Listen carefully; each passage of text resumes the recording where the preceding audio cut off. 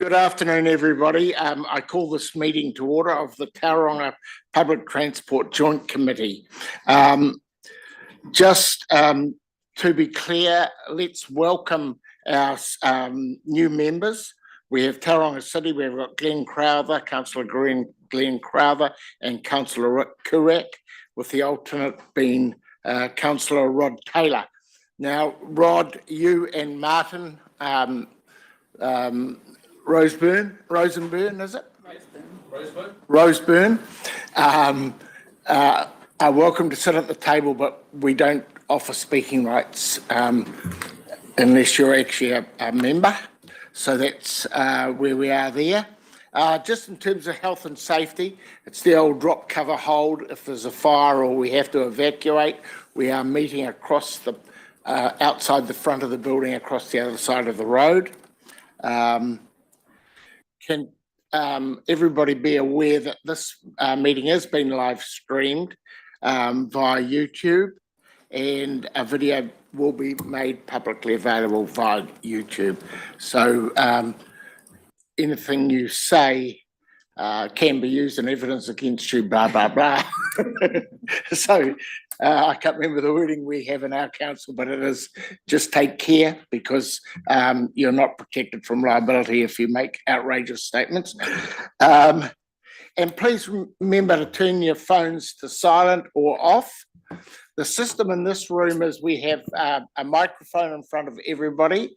If you want to speak, once you're asked to speak, if you raise your hand if you want to speak, and I'll acknowledge you at the appropriate time, turn your button from red to green, and that will make it live. But don't do that unless you're actually speaking, if you would. Done that. I think we have Councillor Thurston coming on our Zoom. I'm not sure. He's not here yet anyway, so he'll either be watching it on YouTube or on Zoom. And recognise Councillor Scott, one of our councillors who's at the back, and staff. So we'll move straight in. Do we have any apologies? I don't think there are any. Paula, would you like to move that no apologies be accepted? Thank you. Glenn, all in favour, please say aye. Against, carried. Let's just have a look. The public forum, there is no public forum today. Acceptance of late items, there are no late items to accept. Confidential business to transfer into the open, I don't believe there is any. Nope. Change of order of business. Your agenda will say we start at 8.1, but we're moving to 8.4, which is the selection of the chair before we go. So that'll be the first item on the agenda. Are there any conflicts of interest that anyone wants to register? There be none, that's fine. So the first item on the agenda is the appointment of the chairperson for the Tauranga Public Transport Joint Committee. Do you want to give a summation? Through you, Mr. Chair. Yes, the Tauranga City Council at its meeting on the 15th did not appoint a chairperson from the Tauranga City, and as you know, as we do the administration, the chair goes with the council that's doing that administration for the year. So this report just goes through the process to choose. You have to choose System A or System B, and then call for nominations. So we'll just go through that process, and then the chair from Tauranga City Council will then take over chairing the meeting. Thank you very much. Just recognising that it is the prerogative of the council involved to appoint their own chair within the thing. So I presume that you'll have that organised. So can I call for nominations for the chairperson's role, please? System. You have to do Oh, B. where did we, back here, okay, so, okay, we'll go back to A and B. So the Public Transport Committee, A, receives the report, appointment of the chairperson of the Tauranga Public Transport Committee, and B, determines to use System B to appoint the chairperson of a Tauranga Public Transport Committee. Moved by Councillor Thompson, seconded by Councillor Crowther. Is there any discussion? All in favour, please say aye. Against? There been none against. I declare that carried. So now we have, I call for nominations. And Councillor Crowther. I would like to nominate Councillor Correct, please. Second that. And you may. And he said, so seconded by Councillor Thompson. Any further nominations? There have been none received. I declare that you are the appointed chair.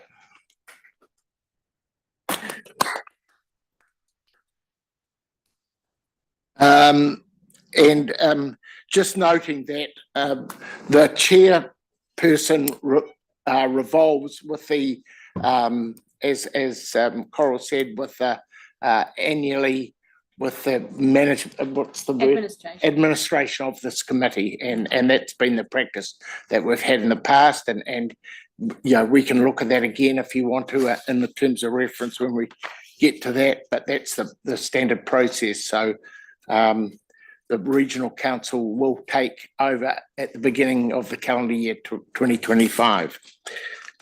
So with anything else I have to do here other than Just move and second that D. Oh, D&E. I now move. What are we moving? Oh.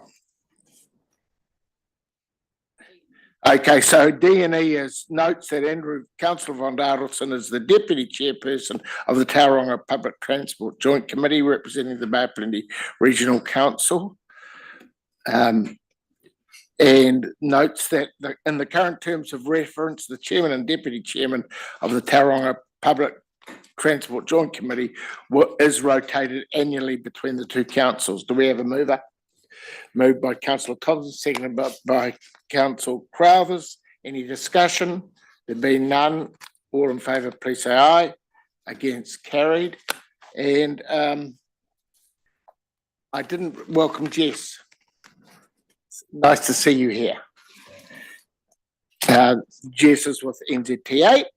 And with that, I'm going to remove myself from the seat and hand over to you, sir. Do I just stay here? No, you sit beside your administrator in case. Yeah.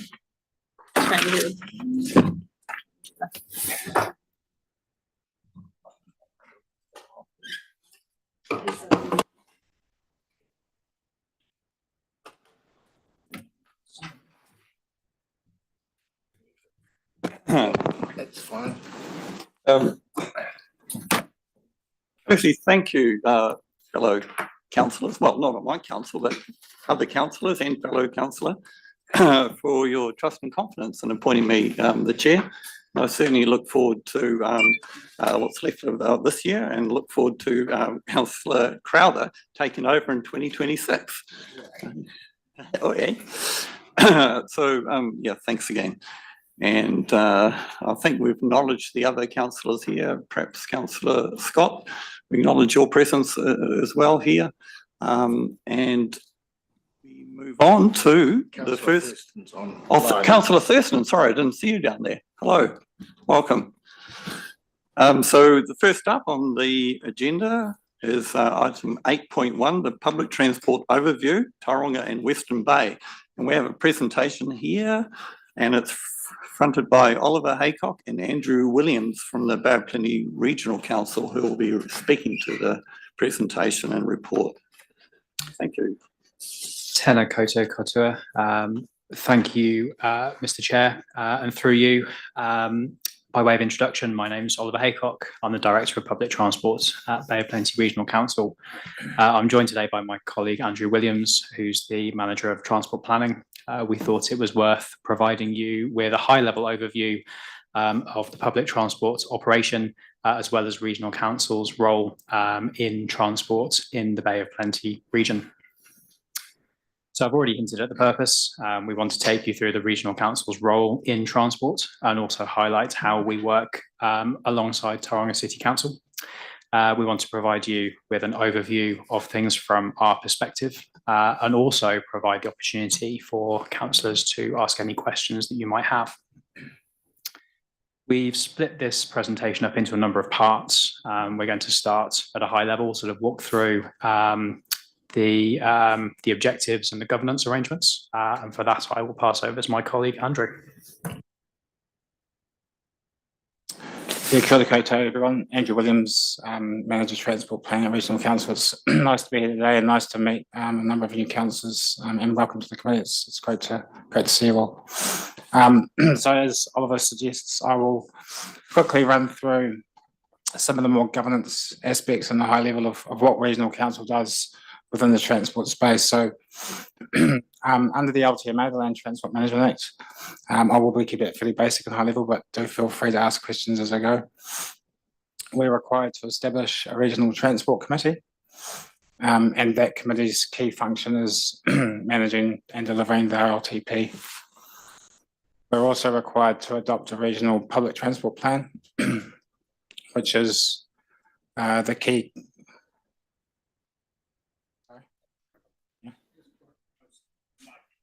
Sorry. So the Public Transport Committee's key role, amongst others, is to adopt a regional public transport plan because we contract public transport services within Tauranga, but also wider. So as a public transport authority, all public transport services must be delivered or be contracted to the Regional Council. I've just got a definition of what a PTA is there at the bottom. Next slide, please.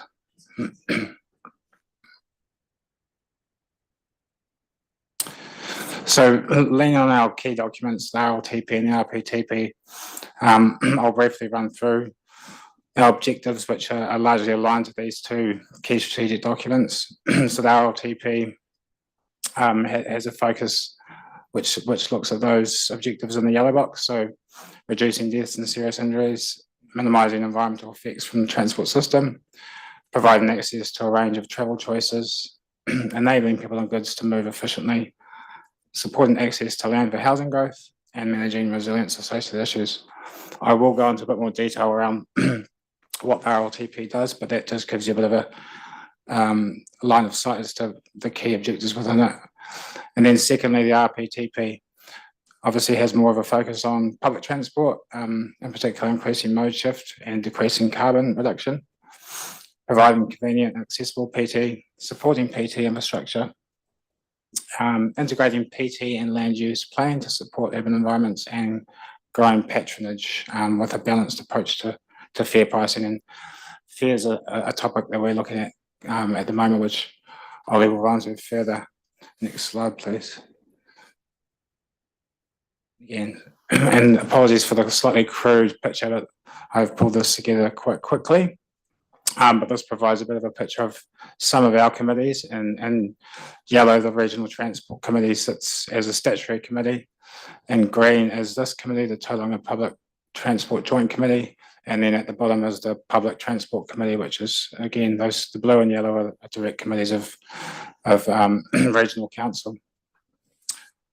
I'll move now into the next slides to just go over the role of the RLTP and linking that back to the RTC and how we work through that process. So we're required by the LTMA to adopt an RLTP, and that must be consistent with the GPS. And I think that's probably quite an important point to lean on a bit, is that the fact that the GPS has shifted quite a lot in terms of where it's going and what the intentions of government are, particularly over the last 6 months or so, and with the change of government.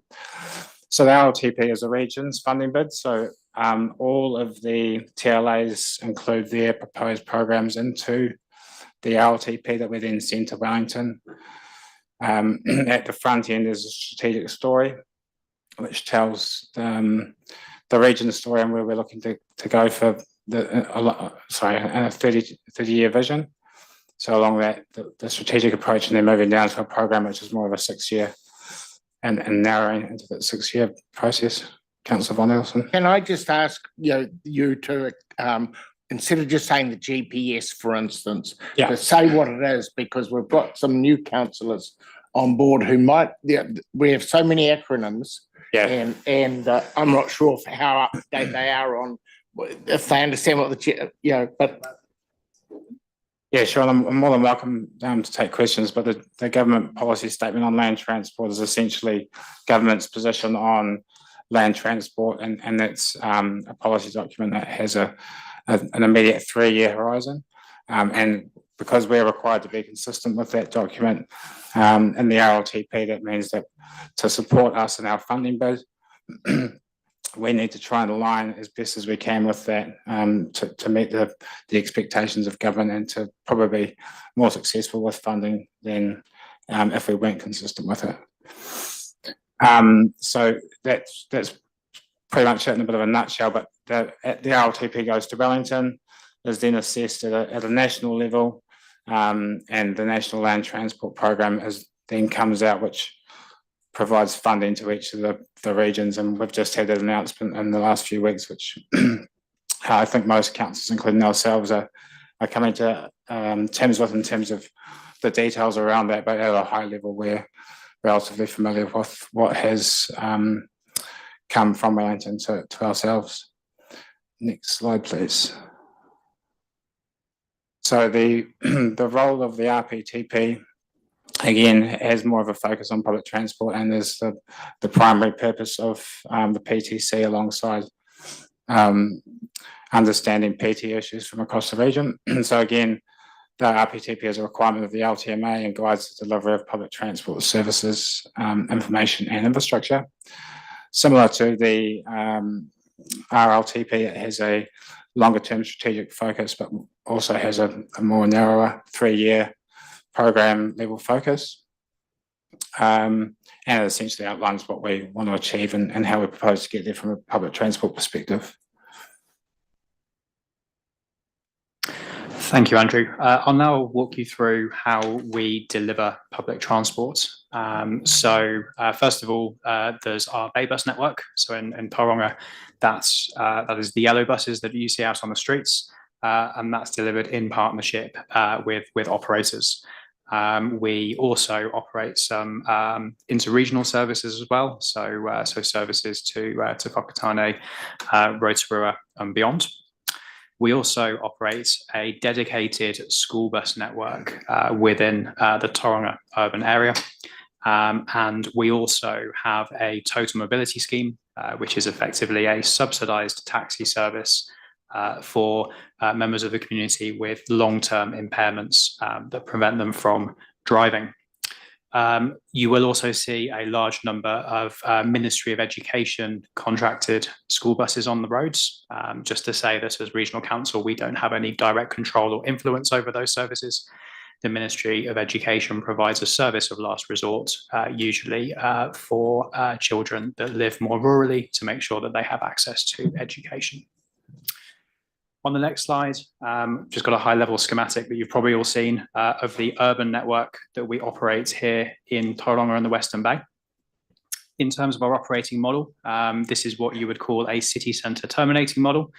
The majority of the buses come into the city centre, terminate, turn around, and then go back out again. This is a relatively simple way of operating, and it is something that we are exploring as to whether this model is fit for purpose long term to deliver against the various strategic outcomes that we're seeking as a sub-region. And as we move through the meeting, you might hear us talking about through routing. So that's the concept of buses transiting from one side of the city to the other. The big advantage there being that passengers don't have to change buses in the middle. So it offers a more seamless experience. It is identified as a barrier to people using public transport, the inconvenience associated with transferring between services. So how are we doing? The next slide shows the boarding figures for the Western Bay and Tauranga networks. over the last financial year compared to historics. And the story is a good one. If you look across the whole of the Tauranga networks, that's urban and schools, last financial year, boardings were up over 25%. And if you look just at the urban network, so exclude the schools, that number is over 30%. So our services and the demand for them is growing, and we're very encouraged by that. The regional council gave a clear direction to staff to get more bums on seats, and we certainly saw that in the last financial year. Yeah, a silver bullet in terms of gaining that much extra passenger numbers. So it's a whole myriad of factors. Demand forecasting for public transport is quite a dark art. There have been a number of things. The congestion that we've been experiencing in Tauranga, I think, has made people more mindful of their travel choices. And the moves that Tauranga City made around the way parking prices are structured has undoubtedly had an impact as well. We've also seen some employers promote the use of bus services as a sustainable way to travel to work. And we've raised awareness of the services that we offer for school kids through the continuation of our free fares for school kids program that's been running for a couple of years now. Oliver, and we have a question by Councillor Crowther, and also just, oh no, it's okay. But I just wanted to suggest to the other members that are present that I'm happy for you guys to submit questions to the presentation. Yeah, just a quick question. Do you think, looking at the percentage of adult versus youth fares, do you think it's that Tauranga has a relatively high portion of youth compared to the other metro cities around New Zealand, or is it that we have a relatively low percentage of adult? You know, if you get the gist of it, meaning when you look at the numbers relative to other centres, do you see we're a bit different in either of those areas? So through the chair, I would say we certainly have a slightly larger older population. So that sort of you see play through in the demographics of our users. The other thing I'd draw your attention to is the distance that children travel to school in Tauranga versus other cities. We get a lot of cross-town movements of school children, and therefore the use of public transport, especially dedicated school services, is a very good option for parents because a lot of children perhaps don't have the option to walk or cycle to school like you might see in more numbers in other cities. So moving on. Taylor. Sorry to interrupt in the middle of your presentation. It could come up. Do you have an average price over that period as well that people would have paid? I'm just wondering whether there's some system going through where we've subsidised more people in the last 18 months, perhaps. So I haven't got any detailed financials in this presentation, Councillor Taylor, but for the next meeting of the Public Transport Committee, we are bringing our Arataki reports, which is our quarterly performance monitoring report, and that has a detailed breakdown of financials. So continuing on, just wanted to highlight some of the key projects that are going on in the space at the moment. Through you, Mr. Chairman, may I? How would you address a perception that we have an incredible number of big, huge, diesel spewing yellow buses running around the city empty? How would you address that perception? To answer that directly in about 5 slides' time.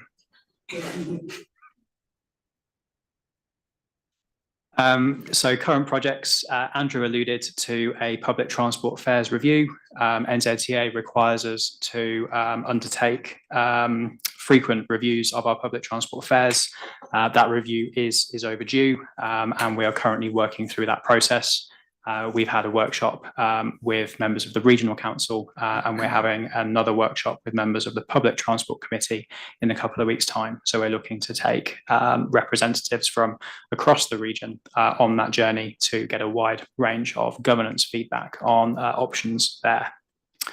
We're also undertaking a review of the school services that we offer. That project is in its relative infancy, so no doubt more will be shared on that as time passes. We have undertaken the planning work for a refresh of the Tauranga urban network. So we did the Papamoa side of the network in 2021. We would like to revisit the Te Papa side of Tauranga. But we are obviously working through the funding required to get that over the line, given the NLTF announcement. So no doubt there'll be more news on that project as time passes. And I mentioned through routing and considering other options for network models. That is a detailed part of the Public Transport Services and Infrastructure business case. So that's effectively the 30-year vision for public transport services, and your 10-year program effectively of stuff that we need to do to set up for that. That business case is likely to need to be reconsidered given the latest GPS. So again, watch this space. For you, Mr. Chair, I think it's good to highlight that we have a 9-year contract for public transport in Tauranga, and that was mandated by the government of the day. So that commenced in 2018. So it's up for review in 2027. And changing contracts in the middle of midstream is an expensive option generally. So 2027 will be a time for us to really think hard as to how we want our service to look, and we'll need to be really working hard on that in the next 12, 18 months. So on the next slide, just to give you a bit of oversight of some other projects. So no doubt you've heard of the Durham Street South interchange. So this is finding a permanent home, given that we are currently operating out of a temporary site within Tauranga CBD. Motu Move, so this is the brand name for the National Ticketing Solution. So this is a nationally run technology project, so looking to introduce a ticketing solution that works across New Zealand to provide a simultaneous interface and experience for customers. It will be fully flexible. You'll be able to use FPOS contactless card rather than having to have a specific transport card. Also, the option to have it loaded on your phone. We have put our hand up to go early in that process, and we are currently scheduled for go live July 2025. So we will be the second big council to go live with that product.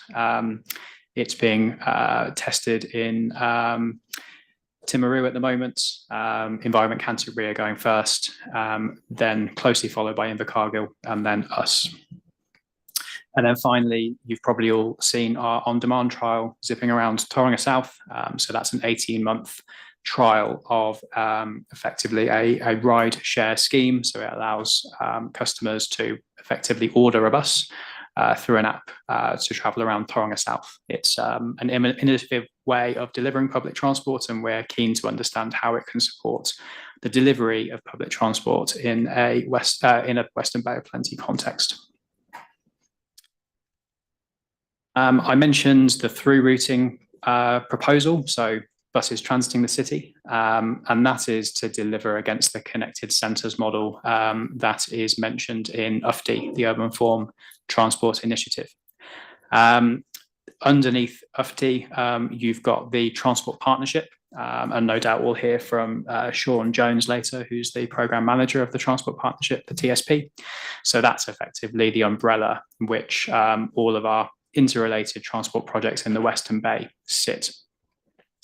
And just examples on the next slide of how we work together. So this is just the various sort of key corridors and projects, all of which have some sort of a public transport component. So the need for councils to work collaboratively together to make sure we get maximum value out of these projects as and when they progress. So moving on to just some key considerations. Councillor Thompson mentioned the empty buses. And this is a bit of a myth that I would like to bust. Some of our buses may seem less crowded, especially during the midday hours at the start of routes or when they're going in the opposite direction to the tidal flow of people. This isn't unexpected and this isn't strange compared to other cities. This is relatively normal. A lot of people do move in the morning and in the afternoon following that broad 9 to 5 working day. So we do experience peaks on our network. So it is not unexpected, therefore, that buses are quieter outside of those times. I challenged my colleagues to take pictures of busy buses over the past few days, and there's some examples there of buses full and standing. There's my route 62 in from Bethlehem. There's number 60 in from Otamotai, and number 2 in from Papamoa. It's important that there's many reasons for providing public transport. One is to move a vast number of people, but the other is to provide an essential link for communities. So whilst people might not be on those buses to bursting point, they are still out there providing value to the community.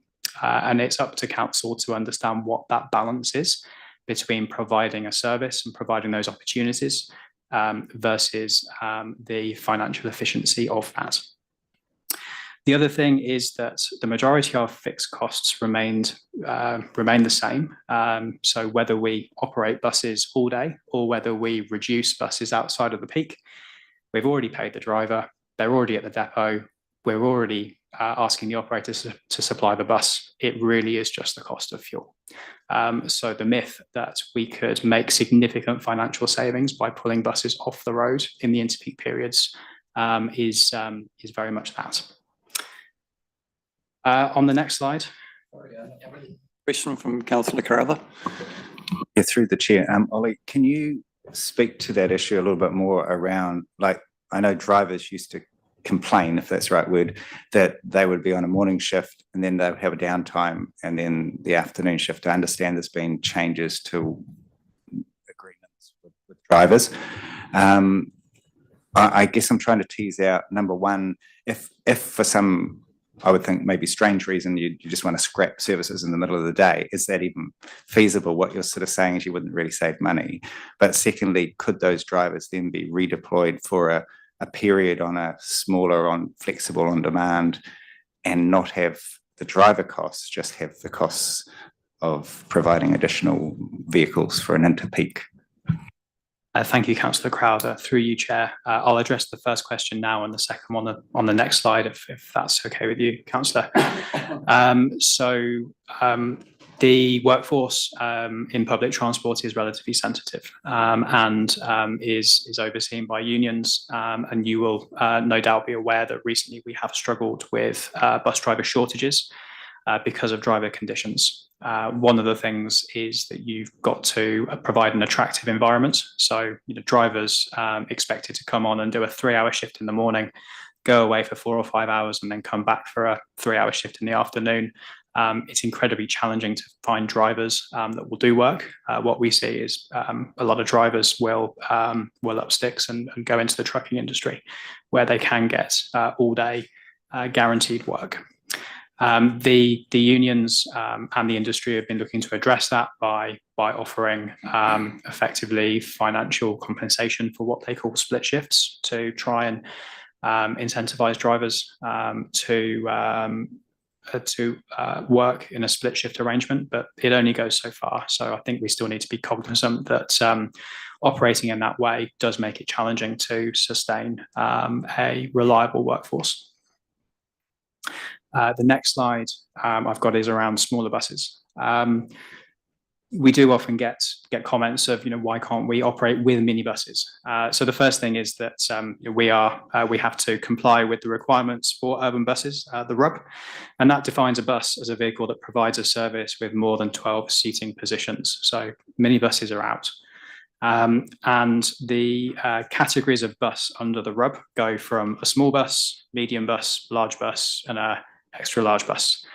The most common bus we use here in Tauranga is the ADL 200, and that's classified as a medium bus. It is not a large bus, it's 38 seats and can take a maximum capacity of, I think, 54 with standing. Bus size, similar to operating hours, has a very limited impact on operational cost. The weight of the vehicle doesn't increase substantially with size, although that's not necessarily the case with, if you've got an electric vehicle, there is a weight impact there. But yeah, the size of the bus doesn't have a big operational cost. Councillor Von Daddelson did point to the fact that we operate at the moment under PTOM for our contracts, so most of those are 9 years. The buses are supplied by our operators, so we have limited ability to influence vehicle choice mid-contract. To your question, Councillor Crowther, about operating a mixed fleet, we at the start of a contract size our buses based on the peak level of demand, so we can run the network as efficiently as possible in the peak.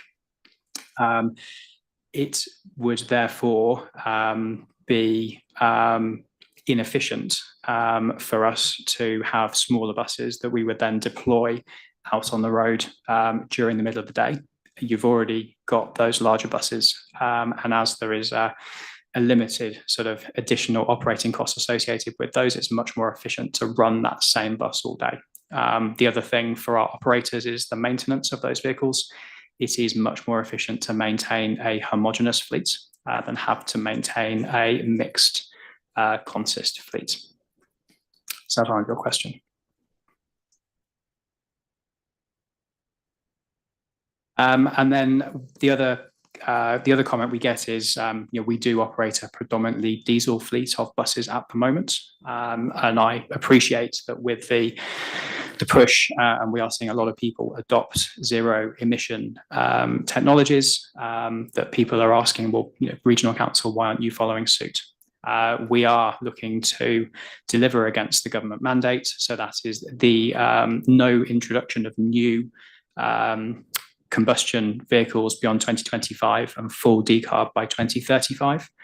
Just for your reassurance, so all of our vehicles are Euro 5 within the urban operation in Tauranga, so they are of a reasonable standard in terms of emissions. And then my favourite stat, if you compare the emissions from one of our buses to New Zealand's most popular car, new car sold, I think, in 2022, so this analysis is a little out of date. You only need 4 passengers on one of our buses for it to emit less emissions per patron than New Zealand's most popular car sold in 2022. So I just wanted to conclude with some key considerations. So the combination of services and infrastructure is integral to providing a frequent, reliable and connected bus network. So this is where we must work together as staff, and it's great to bring you together as governors. And the whole of the journey experience needs to be considered for our customers. It's not just the time when they're on the bus, it's their walk to the bus stop, the experience at the bus stop, and the same at the destination. So again, where our partners at TCC are integral to the experience of our passengers. We operate on the streets with general traffic, generally speaking, in Tauranga at the moment, and there's limited efforts that we can make to further improve journey time reliability without priority measures out on the streets. Our annual bus surveys help identify common themes in terms of people's frustrations with the service, but also reasons why people are not using it. And reliability and disruption is always a key theme that comes out of that. And then finally, just to make you aware that wider policy considerations, such as parking fee structures, as I mentioned earlier, can support combined outcomes when it comes to supporting the efficient movement of people. So encouraging you to all consider that as you move through your governance of transport.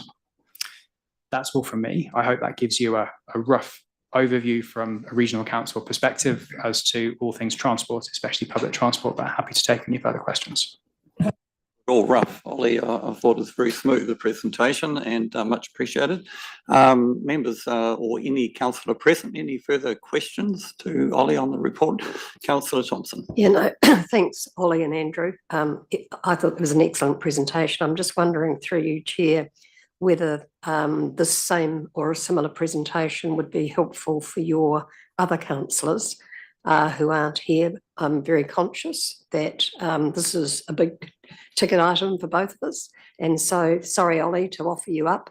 But I just wondered, I'm sure Ollie would be, happy to do that if other councillors, wanted a workshop or something.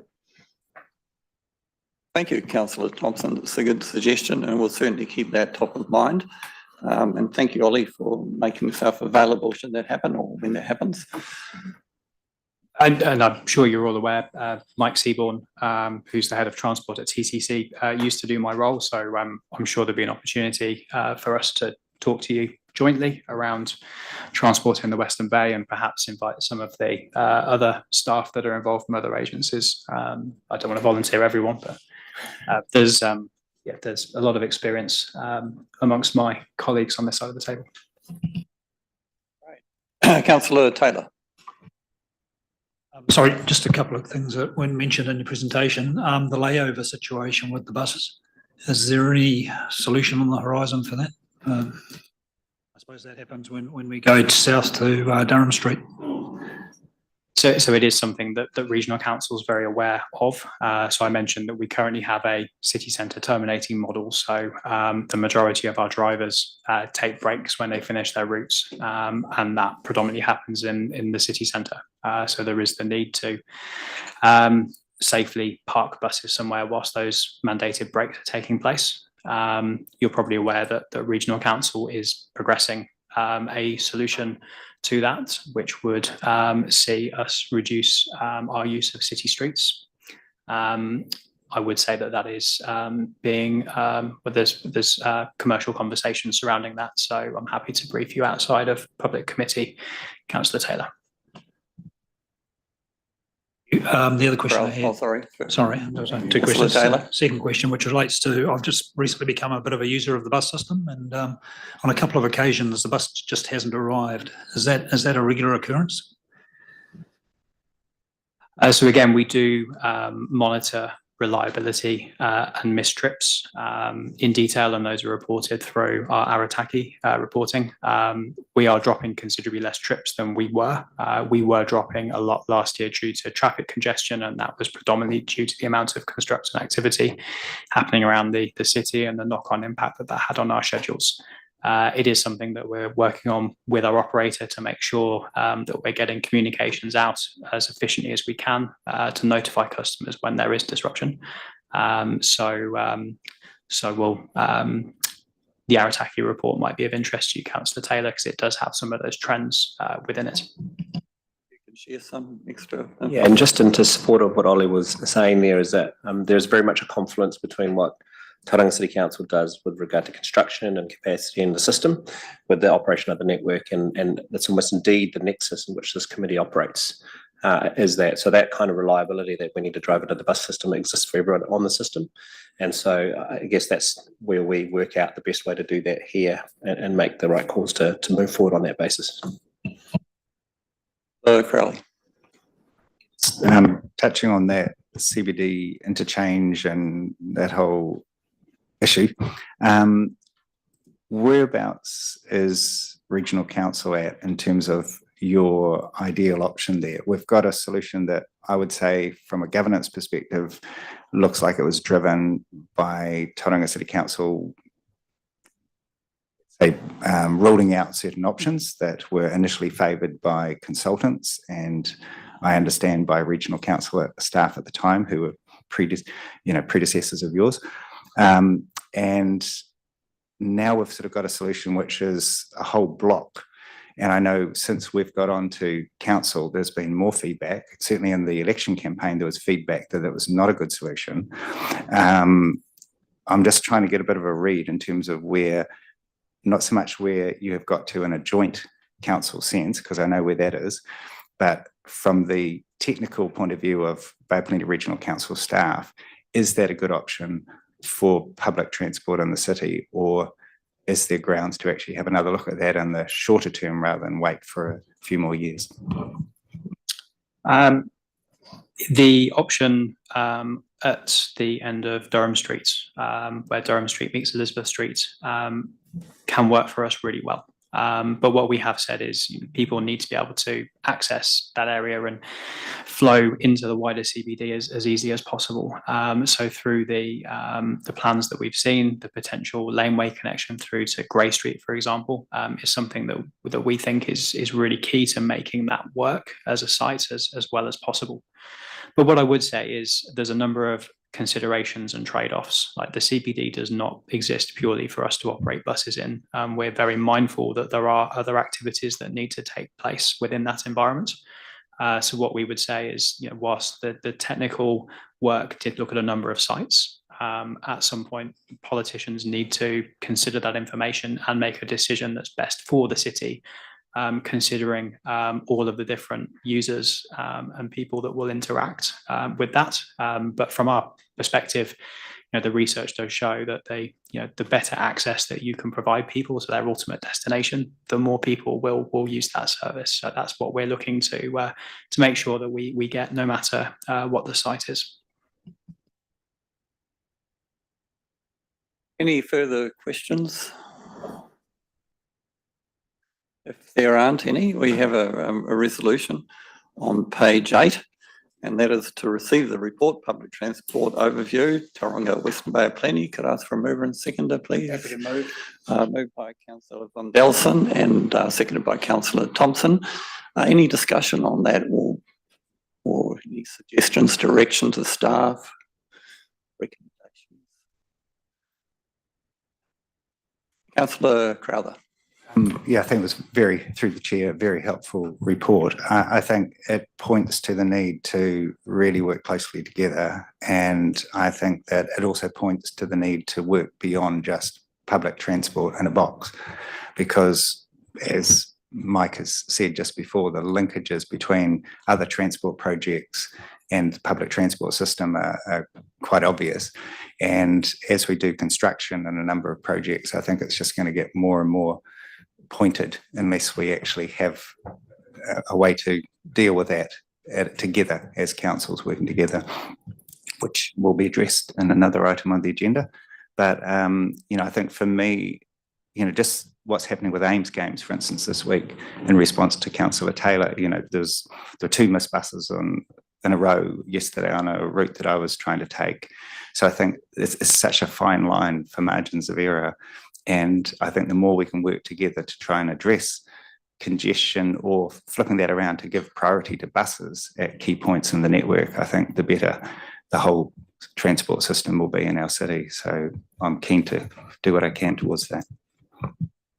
Crowther, when you suggest there are 2 missed buses, what do you mean by that?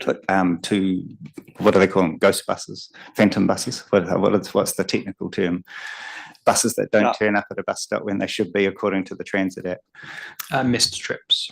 Missed trips. Thank you. Thank you, Councillor Crowther. Do the mover and seconder wish to speak? If not, well, I'll put that resolution. All those in favour? Against?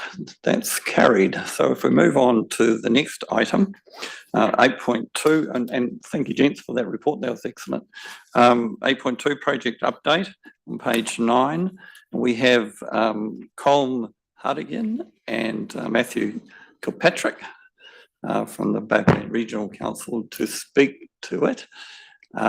So please. Cool. Thank you, Mr. Chair. So again, just through you, Mr. Chair, welcome to our new members today. My name is Matt Kilpatrick. I'm a senior transport planner at Toi Moana, and I'm involved across a lot of the key strategic business case projects. The report that you have in front of you and the associated table of project updates is simply there to serve a purpose to give you an overview on the key priority projects that the Regional Council are working closely with TCC on, a bit of a status and sort of the key next steps going forward. So what we typically do with this report is I typically take the report as read and I invite it to the floor for any questions that you may have on the particular updates, just because there's quite a bit of detail in them. Thank you, Mr. Chair. Thank you. Questions? Councillor Thompson. Oh, thank you. Thank you for the report. Just a couple of questions. The Tauranga transport model, can you put that into language that a simple brain like mine can understand? What is actually that all about? Through you, Mr. Chair, all models are lies and some are useful. This is a very useful model for Tauranga. It's been existed for a very long time, and Tauranga City Council, on behalf of its partners, maintain and use the model and help us to stay on the same track the kind of assumptions you need in transport modelling.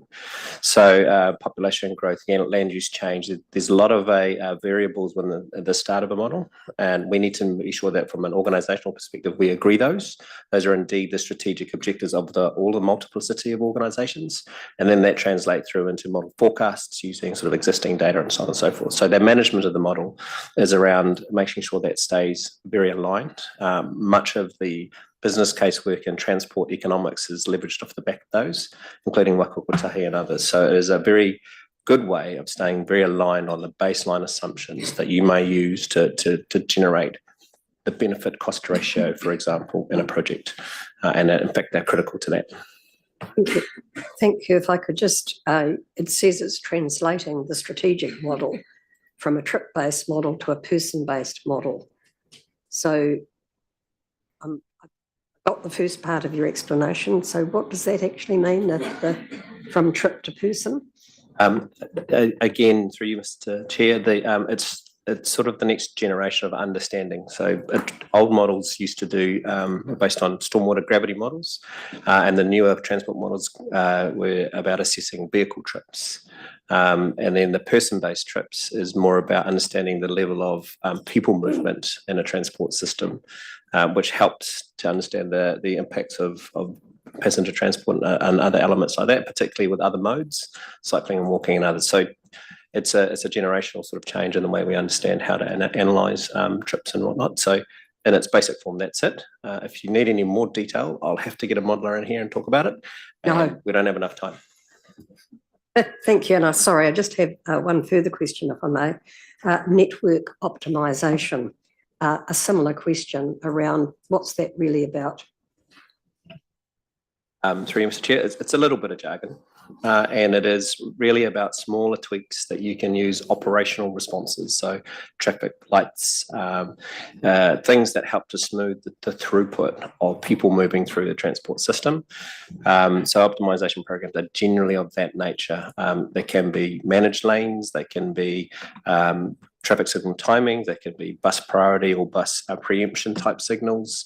It comes from the operational class of responses rather than capital projects, which are adding capacity and things like that. So it's clear that the GPS is more focused on a different set of outcomes. So optimization becomes quite an important space for us to work in and make sure we're maximising the use of the existing system. So how do we make what we've got work more efficiently and better? Von Dellison and followed by Councillor Crowther. Yeah, I see in the project update, number C is connecting the people 15th Avenue, Carrot, Welcome Bay. And I just want to get an understanding of where you are with that. I'm more than happy to see that the tidal method of using 3 lanes rather than 4. But I wonder what the modelling says about the timing for when we will need 4 lanes and whether it would be prudent, recognising the time delay that it would take to get a consent for a 4th lane on Carrot. Is it worth considering doing that well in advance? And I mean several years in advance when you need it, because it's problematic doing anything if you have to go the other side of those Pahutakawas on the water side of Carrot Road. Through you, Mr. Chair, happy to provide a bit of an update. So just in terms of the philosophical underpinning of transport economics, particularly with this, what you've asked us is a very common problem with long-range transport projects, which is how much do you need and by when? And I think that the challenge in these projects is selecting an option that drives the best value for money, particularly over time, versus the long range option. So are you spending more than you should on solving the problem now, when actually you can use that money for other things in your transport program to deliver benefit to communities? And I think that BCR process, the investment prioritisation method, and its sort of mechanisms help us to choose that. So with 15th Avenue Turret, that was indeed one of the choices around 4 lanes, and the strategy, if you like, around what we needed to do going forward was to increase the capacity to a level where we can make the most of that, given the demand profile from the land use change we expect.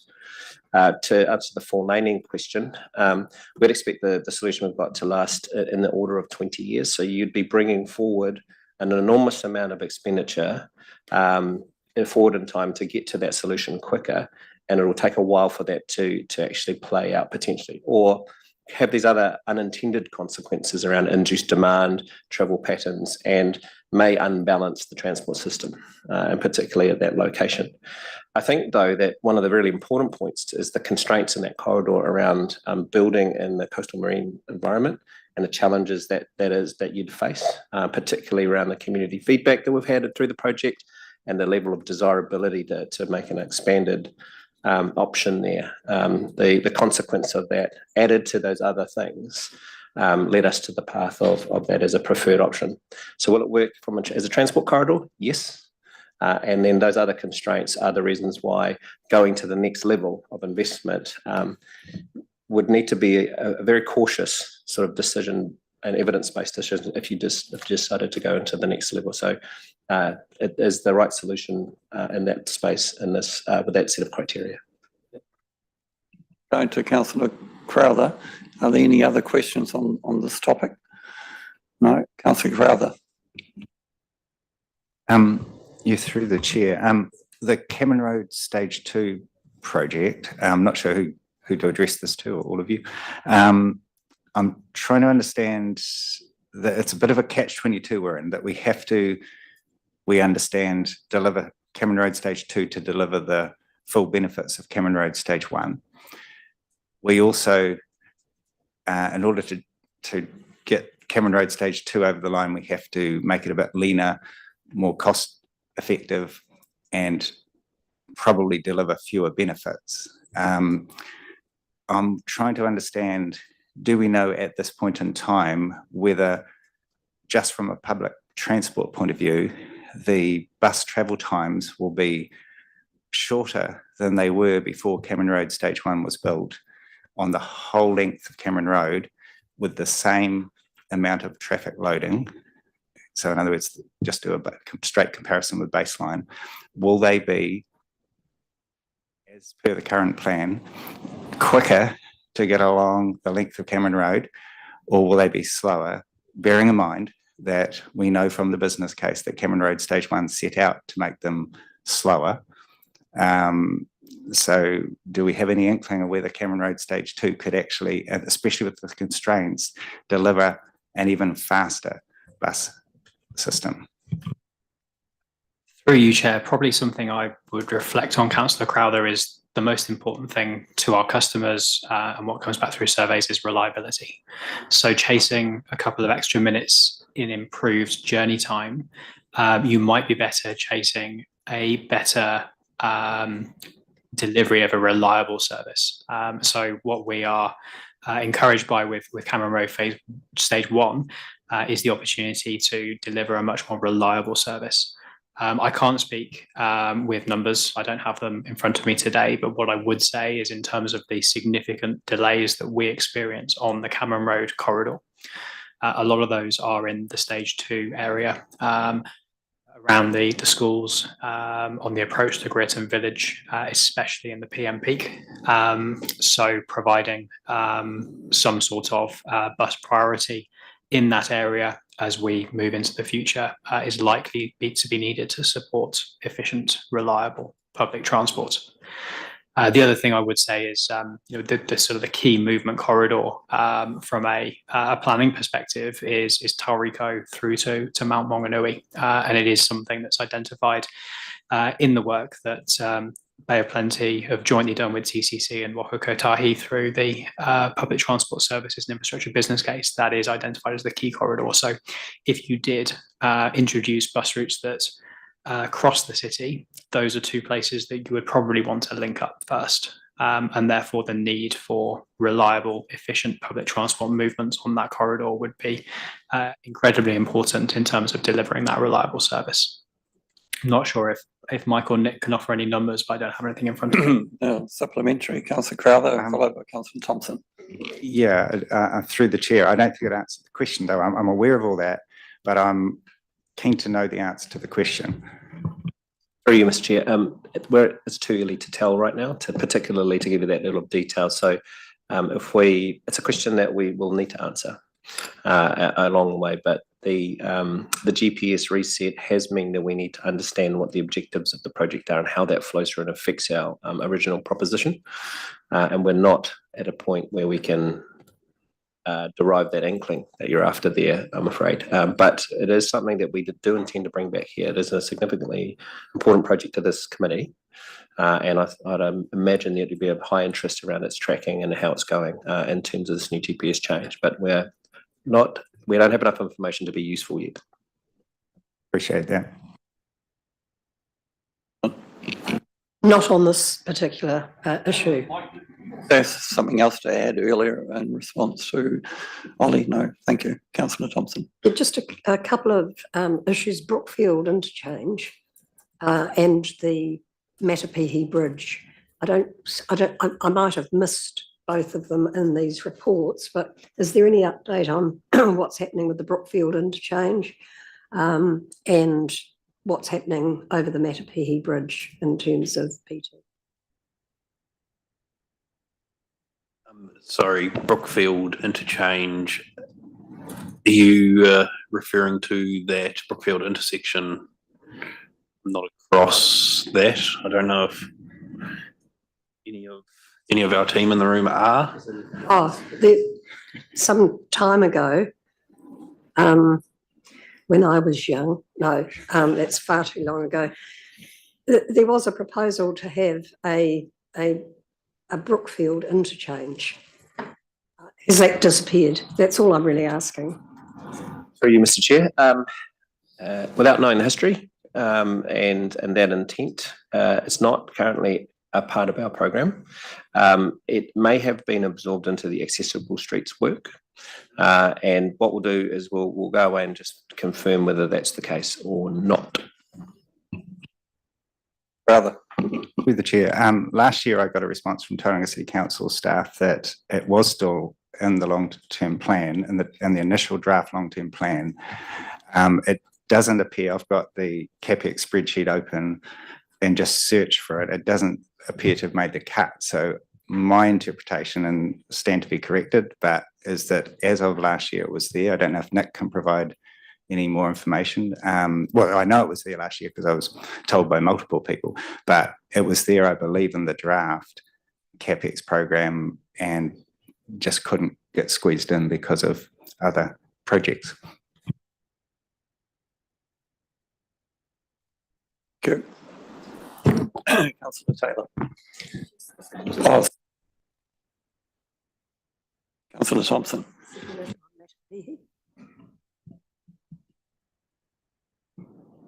Yeah, I can speak to Matapihi. At this stage, so the current bridge is still sound and we're continuing to check in with KiwiRail around that. We did in the really long list for the State Highway Investment Proposal in the TSP, we looked at Matapihi, but it didn't make the prioritised list to kind of get through further. Through the conversations that we had more broadly with Nai Tukairangi, the hapu out there, we've kind of kept that conversation there, but obviously there's a very long conversation to be had there. And I think the reality is additional transport connections across there are a long way away. Councillor Taylor. Sorry, just two questions. One's just a definition, low cost, low risk. Do you want to give me an example of what something might fall into that category? Yeah, so low cost, low risk is NZTA's classification for any projects that a local council wants to deliver under $2 million in value. If you want to deliver a project above $2 million in value and seek NZTA funding, you need to apply for a business case.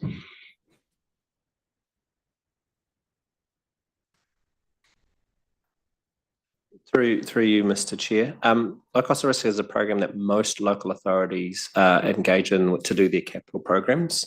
But councils that do more are generally urban councils, and they go through the business case process. So it's a very effective way of getting changes on the network, and things like the optimization program that was referenced earlier. Those sorts of things can come into that category. But you are right, it is more expensive to do things now, and acknowledged, I think, Waka Kotahi raised the limit from 1 million to 2 million a couple of years ago in acknowledgement of the rising cost of things. So that's generally how the low cost of risk program has tracked. Further from Ali on this topic. Just an example, so the on-demand service that regional council is trialling is an example of something that can be delivered through the low cost, low risk framework. Councillor Crowther. Supplementary, Councillor Taylor. Second subject, but the tolling of the North Road, how far away do you think before we'd have to make a decision on that? So tolling is a decision for the minister. So consultation is happening at the moment, and you're looking at decisions end of the year, beginning of next year, to enable the infrastructure to be put in place for the road to be ready to be tolled when it's open. Councillor Crowther, just on that topic, does the minister required to be satisfied with there being a high level of support from the affected public on that toll, or has that changed since back in the day? I can't recall the exact wording in the legislation. The minister needs to take into account the community's views on it. He doesn't need to be satisfied that there's a high level of community support, though. Councillor Crowther. I can see the campaign starting now, Rick. Questions on bus shelters. And I don't know if any can be answered today, but if not, it would be nice to have them reported back to us as part of that. I mean, in conjunction with the Arataki report, I guess. So I'm interested in how many bus stops there are in Tauranga City, how many have shelters, how many inward bus stops there are, and how many inward meaning, I guess, a common sense interpretation of inwards to where the greater flow of traffic goes, and how many of those have shelters. What the National Land Transport Fund funding for the Bay of Plenty, and particularly for Tauranga City, is around new shelters. And one last thing, which is, have we actually worked through whether we've got an optimal shelter design? And I say that because of a few experiences, but one of them being yesterday, where along in our CBD interchange, that people were standing, including myself, standing or sitting with our backs to the shelter to avoid getting drenched because the rain was coming in from the west. And basically I was sitting on the back of the seat with my legs, my feet, unfortunately, on the seating part, and others were, including the New Tech people, were sort of as far back as they could go, and my legs were still quite wet from the rain coming in there. So it would be nice to know that if we're spending all the money on shelters, and I remember Mayor Crosby saying he was going to do that, Mayor Brownless pledged to do it, Mayor Powell pledged to do the whole lot, I think, or certainly many thousands. The commissioners pledged to do it all, and I notice there are an awful lot of bus stops out my way that don't have shelters, including the inward ones. And I'm just really wanting to get a bit of understanding of where we're at with the shelters, whether they're appropriate, and what we can do about it. Through you, Mr. Chair, this will be a two-part answer, and Sean will cover off the details of some of the bus shelter program. But just in terms of answering the questions around design, as you can imagine, it's quite a difficult thing to design to cater for all circumstances and weather events and so on and so forth. And we generally use designs that have been used around the rest of the country and around the world. And there is a balancing act between that, the way it is able to withstand the public appetite for destroying them, as well as protecting the people in there, as well as the cost of them. So there's a big trade-off in the design process there, but we generally take best practice from overseas and other jurisdictions within New Zealand. And it's really important to recognise that there's a supply chain element to this. There's some things that are easily done and can be manufactured at a reasonable price and then deployed. Bus shelters should be in that sort of range. And we don't have a huge selection of suppliers in New Zealand around that, but we do shop around to try and get the best deal to perform those specs. So I think the short answer of all that long explanation is we do our best in those locations, and we generally select those bus stops that we see the biggest demand in, so that because we see people waiting. So, but we are unable to do all of them. And we'll talk about financing and what the funding environment looks like in just a second. Sean. Yeah, so I don't have an exact total number of bus stops, but I will note that we, as part of our improvement program, improved 400 of them, to give an example of just the very large number that we do have throughout the network. Now, that's generally evenly split between incoming and outcoming, based on the fact that often they are opposite sides of the road. Now, I'm going to take incoming as you get off the bus, and outgoing you get on the bus. Okay. Yep. So no, that's cool. So generally the strategy with the rolling out the shelters has been you put them on the bus stops where people wait at the stop for the bus, being that when you get off the bus, you want to head to your destination. So our shelters, we have rolled out 143 shelters as part of the improvement program. Those shelters, to my understanding, have the ability to add a front face portion to them. And there is, however, the balance between how we make sure that they provide the weather protection required while also not being overly desirable for a dwell space.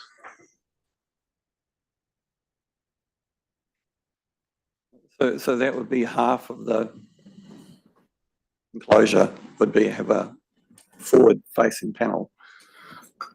Correct. I think it ends up being about a third of the.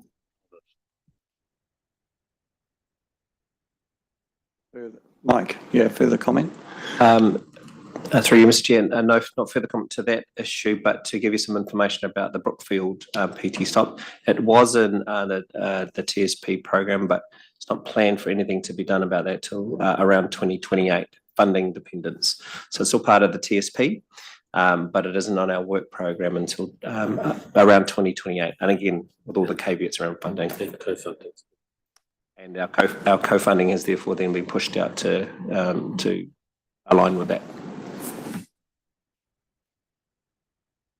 Councillor Crowther.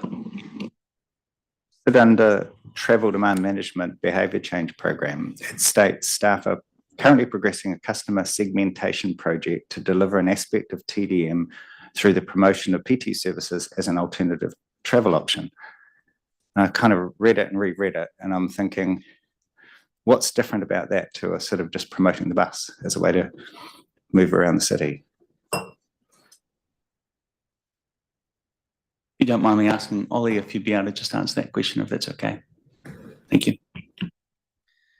Certainly. So through you, Chair, it's a bit more detailed than just your standard survey. So it's getting right into the types of demographics and the doing a bit more of a deep dive into the intrinsic needs of the demographics using our service. So yes, you can get similar sort of data from a survey, but this is more of a targeted piece of work just to further enrich our understanding and support more targeted engagement with our users going forwards.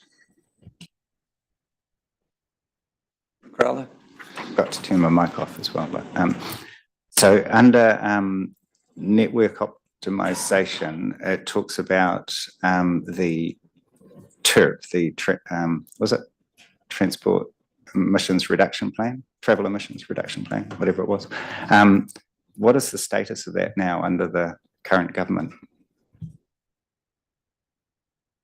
It's a good question, Councillor Crowther. I think we're probably in a position now where we need to consider what funding we do and don't have through the LTP and where that lies. So that's a piece of work that we need to program in with that consideration. So we can come back to you with that information once we determine that.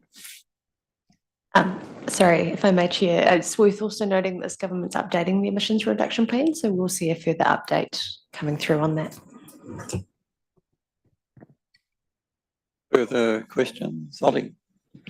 Just a note through you, Chair, that the substantive portion of this report was produced before we'd seen the outcome of the NLTF. So there will need to be a lens put across some of the content of it. Thank you, Ollie. That's noted. Councillor Crowther. The public transport services and infrastructure business case, it says a final business case has been completed, that NZT have indicated that it will not be funded in this round.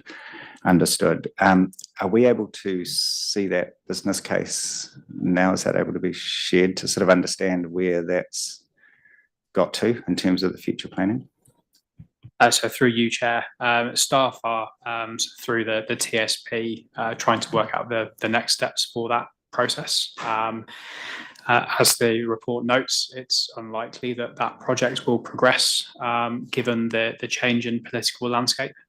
So rather than just immediately entering that into the political frame, we want to take the opportunity to look across that to understand what those next steps are. So I anticipate that in some form it will come to a meeting of this committee, but do ask for your patience if I may.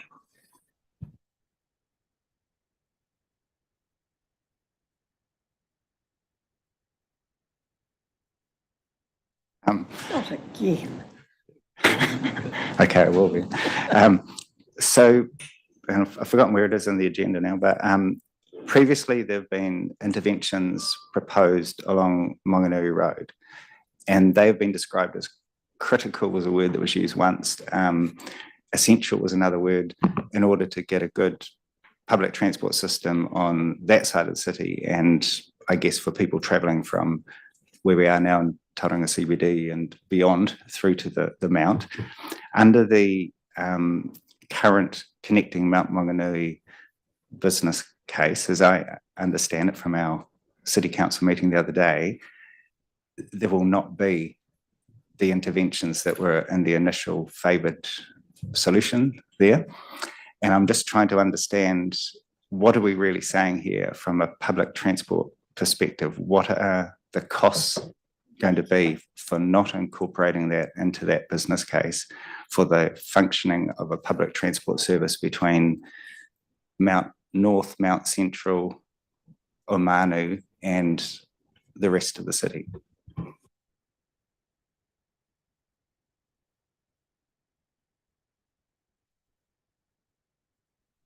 Sorry, we're just figuring out how to answer. Apologies. Through the chair.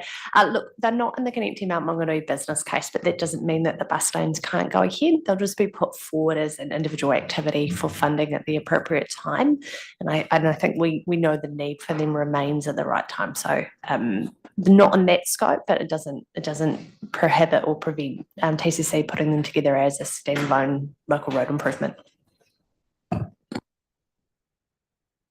Through you, Mr. Chair, just to answer that question also, in terms of the project out there, the bus lanes on Monganui Road were not a high BCR sort of contribution item to Connecting Mount Monganui. So when the red line gets drawn around how much funding you've got, the things at the bottom of the list get de-scoped. And so with things like that, though, it's important to remember that it's a not now conversation rather than a not ever. They made it onto the list because they have significant benefits, but at the same time, it's when are we comfortable investing in such a thing. So I think that's the process that happened during that proceed Connecting Mount Monganui.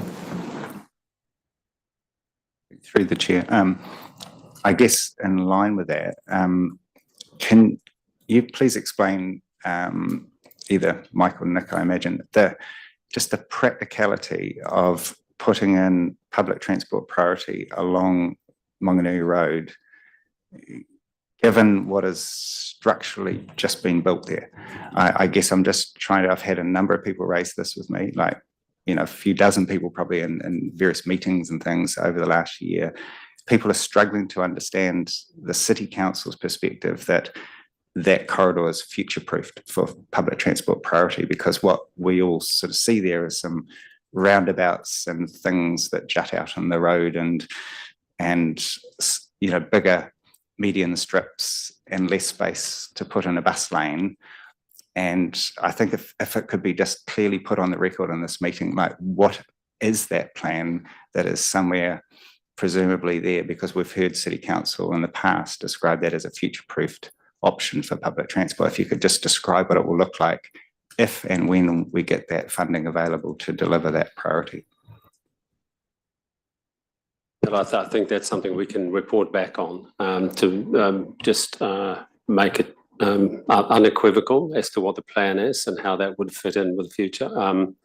Just on the business case that's underway at the moment, there is an element of that connecting the Mount business case that talks about managed lanes, and the preferred option in the early stages actually does include a managed lane for Maunganui Road as well.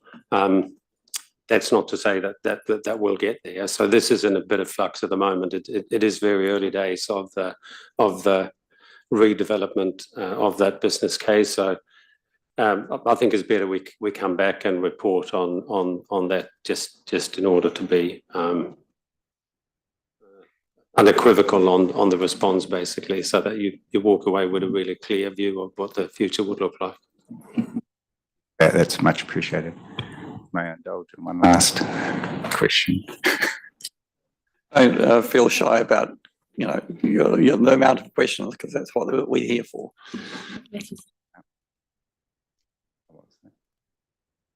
Really? Is there some more presentation to Matthew? Yeah. Through you, Mr. Chair, no, that's all from me. We do have an update later on, but no, that's it in terms of my updates. Thank you. Discussing the attachment through the chair. Attachment also. No, that's right. Okay, so through the topic of State Highway 2 revocation program, I sort of understand the sequencing around that, and the tolling option will be part of that decision making. What it states here is that the tolled option, so if tolling does go ahead on TNL, that it includes managed lanes, public transport and T2, T3 through Bethlehem Town Centre and Waihi Road to Cameron Road. And I'm not quite sure how to interpret and Waihi Road. Are we talking about actually literally on Waihi Road, or are we talking about on the part of the highway corridor that currently State Highway 2 corridor, which goes, I guess, past Waihi Road and Cambridge Road and so forth? Through you, Mr. Chair. Just before this team answers the question, the slide deck that was sitting up there waiting to be presented, as you've mentioned, actually has a project list and an explanation of each of the projects. We've kind of been consumpted and jumped straight into questions, and we've stopped the start at the start line. So if you don't mind, we might use this as a talking stick to the questions, because a lot of the questions are actually on the slides. Sounds helpful. Yeah, and Thank you, so Mike. maybe we'll go straight to the revocation project as a starting point, and I think that'll allow us to talk about some of the funding elements and whatnot. So in anticipation of some of these questions. So, sorry, let me just skip through to, yeah, we've discussed some of this, but we'll maybe go backwards. So, talking to this, so preferred options, and the idea is that we have quite a wide corridor through Bethlehem and through to Waihi and Cameron Road as the current State Highway 2 corridor that will undergo a reification process to be handed back to Tauranga City in I believe the wording is a fit state. So this goes through if there were managed lanes, if the corridor of TNL was to be tolled, then we could have managed lanes also down Bethlehem Road. Oh, sorry, down State Highway 2 current between Bethlehem Road and Waihi to Cameron. Mike. Councillor Taylor. I presume that would be after we'd done a bit of homework on or studying on what the impact was. Like in the old days, people didn't want to pay $1 to go over the bridge, so they went right round. Things might have changed, might have moved on. Through you, Mr. Chair, as you can expect that pushing demand around the network through price, it needs to be understood quite clearly, and hence the modelling, the work that would need to accompany this element. But the revocation project is very much about understanding that and the network impacts of those types of changes. So what you've just described is how price affects people's travel patterns. So we need to understand that, yes.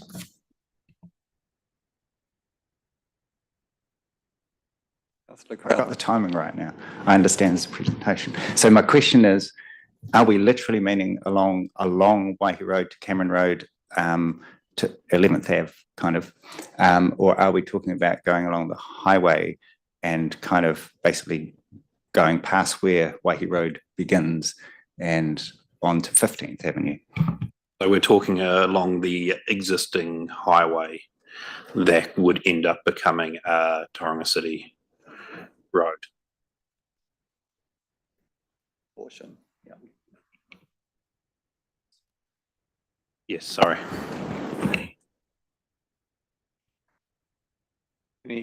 Anything further, Councillor Crowther? Anything on this topic, other members? So have we got more slideshow to present, Matthew, or?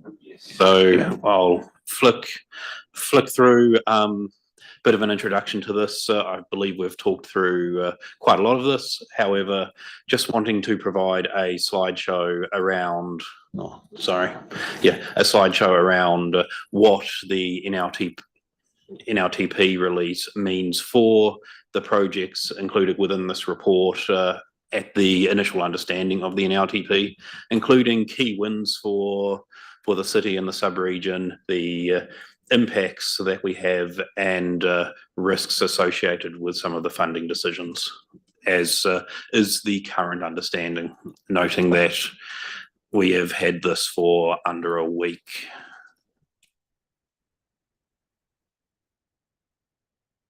If you just don't mind just going back one slide. Cool, thank you. Yeah, so as Sean sort of alluded to, these slides sort of give you a bit of an overview of the NLTP and the outcomes ultimately for the Regional Council and Tauranga City Council. So this slide here ultimately highlights the outcomes of the NLTP for our ongoing activities over the 3 years.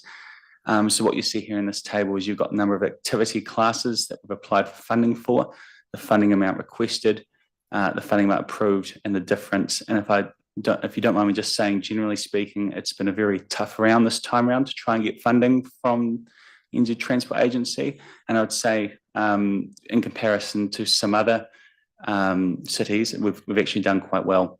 So if I just go into detail of the activity classes here. So for PT transport services, we've had just over $1,111,000 received, which is awesome. So what this is in a breakdown, this category predominantly funds the contract costs associated with the operations of bus services, as well as total mobility. The funding request did assume increased levels of service over the next 3 years as a result of network refreshes, as well as the higher costs anticipating at the commencement of new contracts from 2027. It also includes bringing tertiary services into the continuous program, as these have historically been funded from the low-cost, low-risk program due to their trial status. For public transport services and infrastructure, we've had approved funding of just over 4.5 million, and this category funds bus shelter operations and maintenance. The Regional Council administer this funding on behalf of local authorities and pass on 100% of this funding with no net costs incurred by the Regional Council. For safety, we received $308,000, which is a little bit less than what we asked for. In terms of low cost, low risk, we've received just under $1.3 million. And this category, in a bit more detail to your question earlier, Councillor Taylor, the category funds improvement activities with a value lower than $2 million, which have an alignment with central government's direction for low risk projects. From this category, the only activity funded is the completion of our on-demand trial. Proposed activities which have not attracted funding include the infrastructure upgrades required to deliver our Rotorua refresh, extension of our Route 85 to Pairua, and on-bus Wi-Fi and sub-regional transport demand management programs. So I appreciate this is really fresh news to the Regional Council, but that's an update there. Thank you. Next slide, please, unless there's any questions. So next slide is Tauranga City Council's. This is a PT specific one just around the what money we received in the previous NLT TF. So 21-24, we had received $13.4 million that covered public transport improvements such as our fairly extensive upgrade program. However, we are just under $4 million for this period. So it gives a bit of an example of the funding shift. Also just noting down in the bottom left corner that PEI and Tauranga West Connections received funding as they are committed projects with connecting the people. 15th Avenue to Welcome Bay has received a probable ranking, which talks to the fact that the business case is currently sitting with the NZTA for approval, at which point it would move to approved. Through you, Mr. Chair, just to explain it in a more general sense, and I'm going to issue a disclaimer, which is this is a developing situation. It's reasonably complex with all the funding activity classes, and particularly with the funding streams in Tauranga City Council around funding stacks. So, but the tail of the tape here really is the shift in the balance of the portfolio in the program. And as you can see there on the right-hand side, you got the 21-24 activity class funding spread, which was the last 3 years, and the future 3 years on the left-hand side there. So you can see that there's quite a lot of a focus on our capital improvement program, which in the tall Manhattan skyscraper there, that is largely driven by the two big projects just mentioned, and there's a lot of expenditure in that class, but also in local road operations and of course local road pothole prevention. Our maintenance operations program has increased in a considerable way, very much due to the efforts of the asset management team and the maintenance teams to get better at what they do, and also that the activity class itself actually was increased in size from Waka Kotahi, and certainly emphasised the focus of the GPS and their expenditure. So the implications of the GPS are now you can see flowing through into what we can do and what we can't. So just to note, in the public transport infrastructure, safety and walking and cycling improvements, those are largely committed projects. So there aren't, at the moment, we have no forward-looking program from a funded perspective in those spaces. And again, I'll just do a slight disclaimer. There may be one or two things that are on that list because of some reason or another. But for the most part, the shift has been from that space into the maintenance and improvement space. I think it's fair to say, and I don't know if the slide is on here, that we've compared ourselves to other local jurisdictions. Here we go. And we aren't doing too badly. It is change out there for our sector, and particularly in local government. And Tauranga City Council has a very significant and reasonable portion of what is available to local authorities with regard to its programs. And so it is a type of change, and we need to manage our way through that and figure out that we're doing the right things. But at the same time, we do have a considerable program to deliver on and outcomes to deliver for our communities. So that is a first cut from what we understand. You'll get more detailed and more insight given to you all through your teams and through the next few weeks and whatnot. But that is what our first read the situation is. But please don't hold me to those numbers because they may change by next Tuesday, and I'll put that as a disclaimer. Michael, it's a shame you couldn't put Thank you, Mike. Rotorua No up there. questions? You have further slides? Yep. Thank you, Sean. Councillor Crowther. One thing, I don't know if you have any intel or insight at the moment, but if we could have it included, is the government has been making a lot of not noise, but highlighting how they are putting in more investment into public transport than any government previously, even allowing for inflation. So I think the figure was 30% higher, but particularly under PT services, it's, by my calculation, was 43% higher across the country. I'm just interested in, if you look at the split between Auckland, Wellington, I'm trying to get a sense of where we're at compared to Hamilton, Christchurch, those other, Queenstown, I guess, because we seem to have not had any new initiatives, whereas some of those other cities have had new public transport initiatives funded. So you probably won't be able to answer it now, but I'm just thinking, when you bring it back to this committee, it'd be good to know, how we're actually doing in a relative sense, if you take out those big two, because there's an awful lot of money going into public transport across this country. Through you, Chair. So the benchmarking that you request, Councillor Crowther, your assumption is correct. We haven't had the time to undertake detailed benchmarking yet. However, compared to other medium-sized regions, we're relatively comparable. What I would say with those increased levels of investment in public transport, there are two things.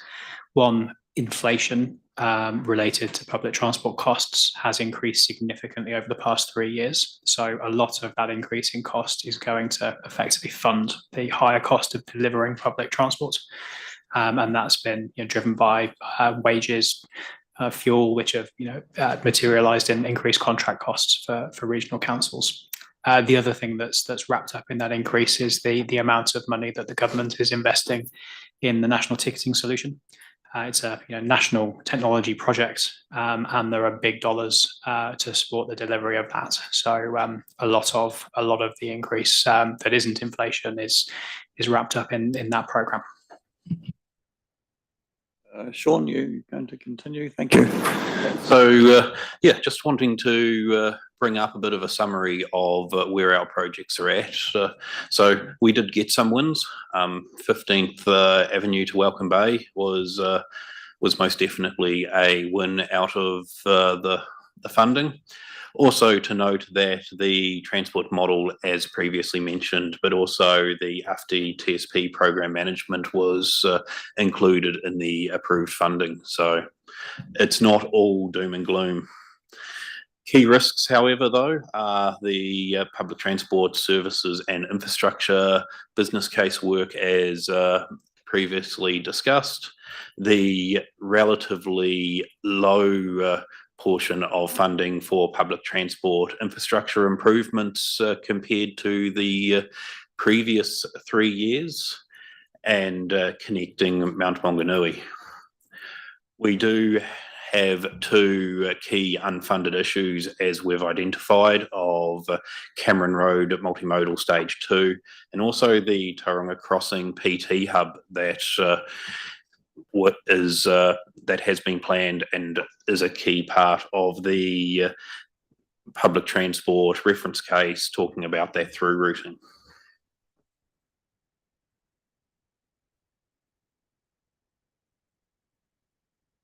Councillor Crowther. And bit of a dumb question from a newbie, but can Matt, perhaps you could clarify the infrastructure that you mentioned for shelters, I think I heard you say, and then the 3.5 that TCC got allocated for infrastructure, which is also for shelters. I'm just trying to understand, is there an overlap in Tauranga in particular, or Tauranga and Western Bay, around shelter funding? Just through the chair. So we have funding that comes through our RLTP, which we've talked about earlier in terms of shelter funding. But what Sean was alluding to there is we also have a separate funding lined up that was potentially to be funded through our PT services and infrastructure business case, which I can talk through again a bit later shortly. I'm just happy to add a bit of detail to that. Answer is small cost, low cost improvements. We're talking about that's the level of funding that we're able to do bus shelters and other such things. The program business case at a higher level encapsulates the whole PT need and within the system, and there will be a series of small low cost type improvements, hubs, other facilities like bus lanes, and so that's a wider consideration within the business case. And so the difference is once it's in that business case, you do have then an opportunity to get investment approval for a higher level of funding. Our current bus shelter program is done through low cost, low risk, which we don't have to have a business case for. So that's sort of the primary difference around that element. Yeah, that's the 3.5 million you're saying is actually low cost, low risk, even though it's more than 2 million. As a series of projects. So the total funding available in order to do those as a series of projects through the process.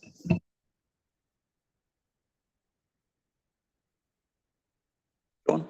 Yeah, so I might actually ask Colin to come up for this one, being that he's across a little bit more of the detail.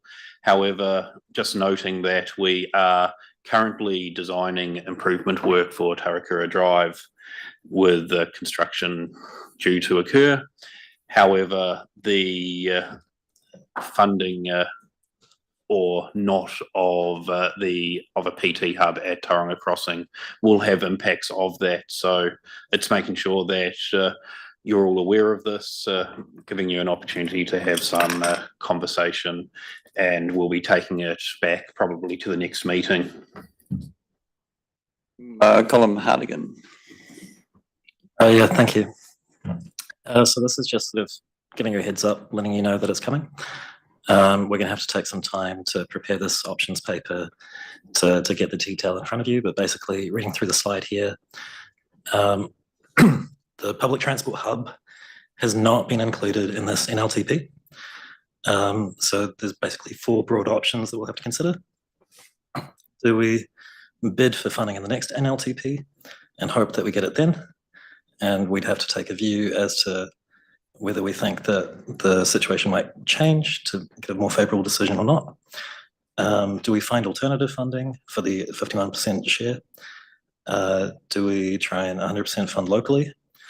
Or do we cancel this PT hub and provide on-street bus stops instead, or find an alternative location?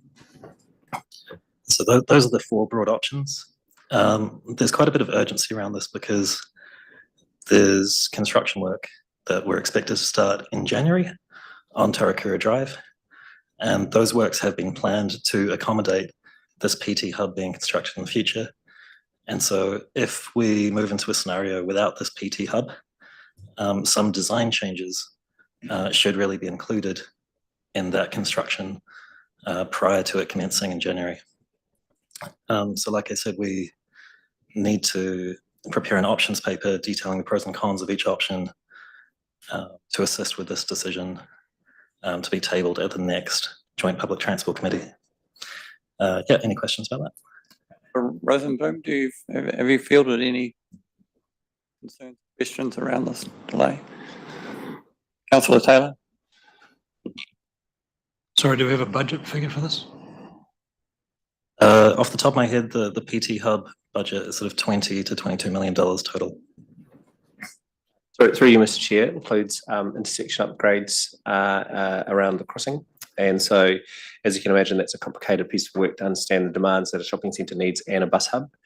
So there's quite a bit of work in here. So I think what we're asking and giving you is a heads up to a situation that we want to explain more fully and to be able to give you options at the next cut. But because it is urgent, we wanted to make sure that it was not a surprise for you. when we came to the next, particularly the joint meeting.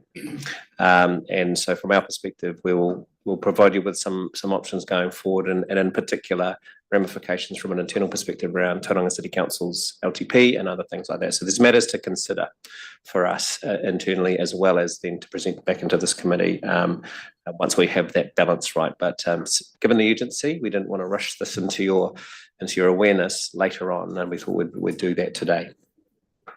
Thank you, Mike. Councillor Thompson, followed by Councillor Crowther. Yeah, 2 questions. Where is the hub proposed to go? And what exactly are these works on Tauranga Drive? In very brief summary, it is the hub is inside the crossing car park. And as a result, we need to adjust the roundabout that exists there, right next to the BP, and provide new access and throughputing in and around that location. And of course, there is a really large industrial development that plugs into Tauranga Drive that we have to manage those effects. So from a traffic management and throughput and efficiency perspective, it's a challenging situation. However, we do have designs that start to accommodate and understand what that is. So there is other further context, but again, I think we'll give you a deeper dive once we come back to the committee. Second question, Councillor Crowther. Yeah, through the chair, can you clarify, is the 22 million, I think you said, for this project, is that part of the 64 million that's in the Tauranga City Council long-term plan for bus infrastructure? Is that where that sits, or is there some other project which hasn't got the word Tauranga bus hub? We'll go through and just double check. I don't have that open right at the moment, but we'll get back to you and confirm. Just through the chair, if it's not, it would probably be a good time to explain what's in the 64 million that we haven't got funded for as well. Sorry, just a quick question. How do we build something the council owns on private car park? I presume it's private car park. We're happy to go into that in a bit more detail through a separate briefing. There is a series of commercial conversations that are involved, and without rather discussing them in public, we would be keen to address that in a separate briefing, if that's okay. Usually keep in mind what happened at Bayfair. Councillors, any further questions on the slide? Colin?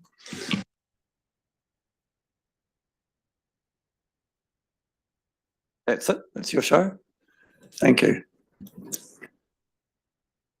So any further discussion on any of these slides? Or, sorry, questions? So moving. That we received the report. There's also, sorry, I'll just wake up my computer.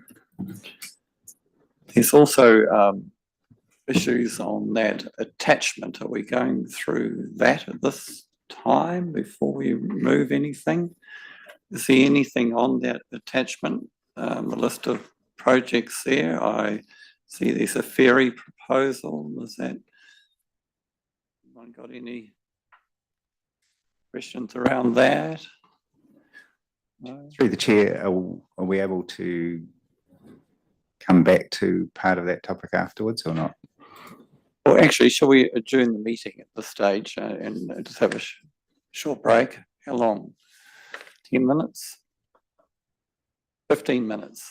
We'll adjourn for 15 minutes. Do I need a movement second for that? No, just adjourn. Thank you, members. Thank you, staff. So we are reconvening at 2:05.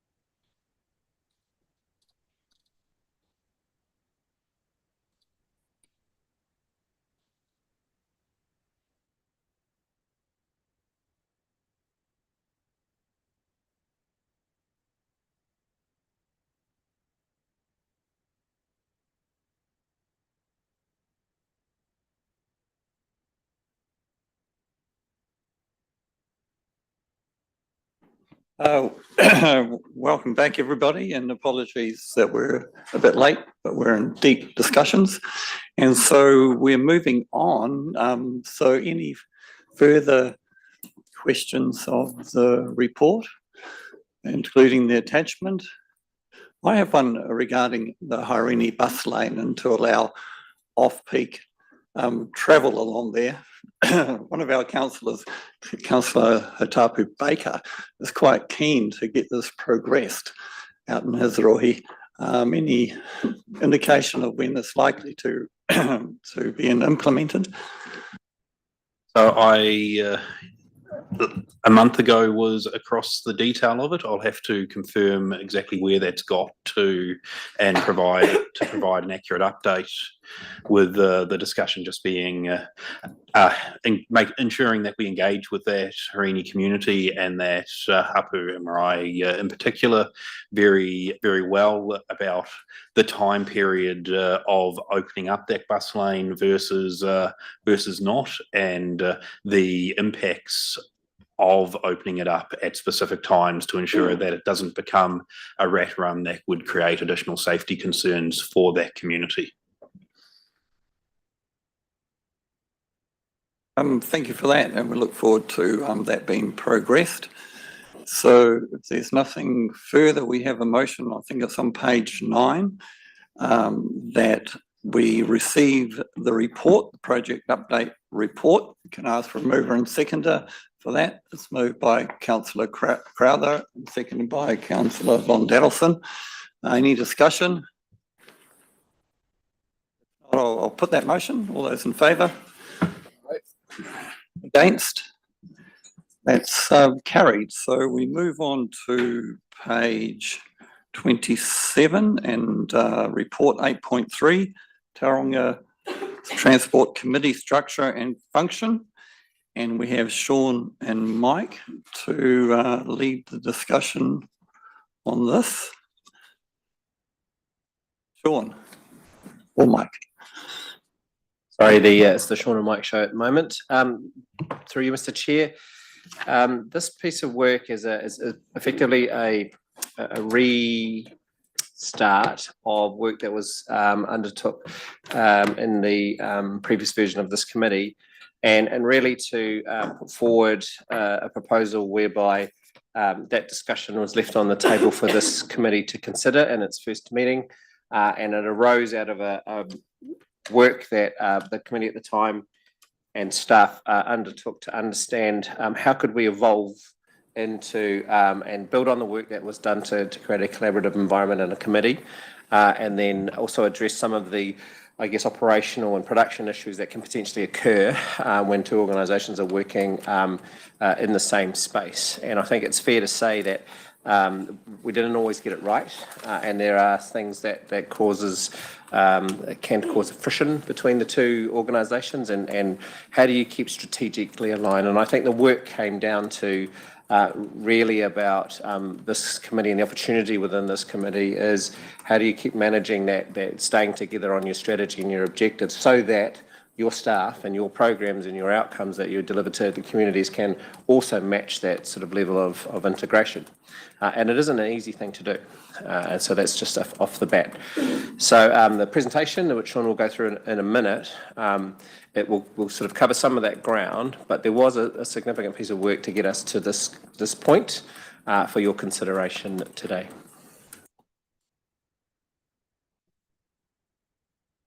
Yes, so the key outcome as we see it is ensuring that we are able to achieve an aligned network, and believe that really starts through an aligned governance to begin with.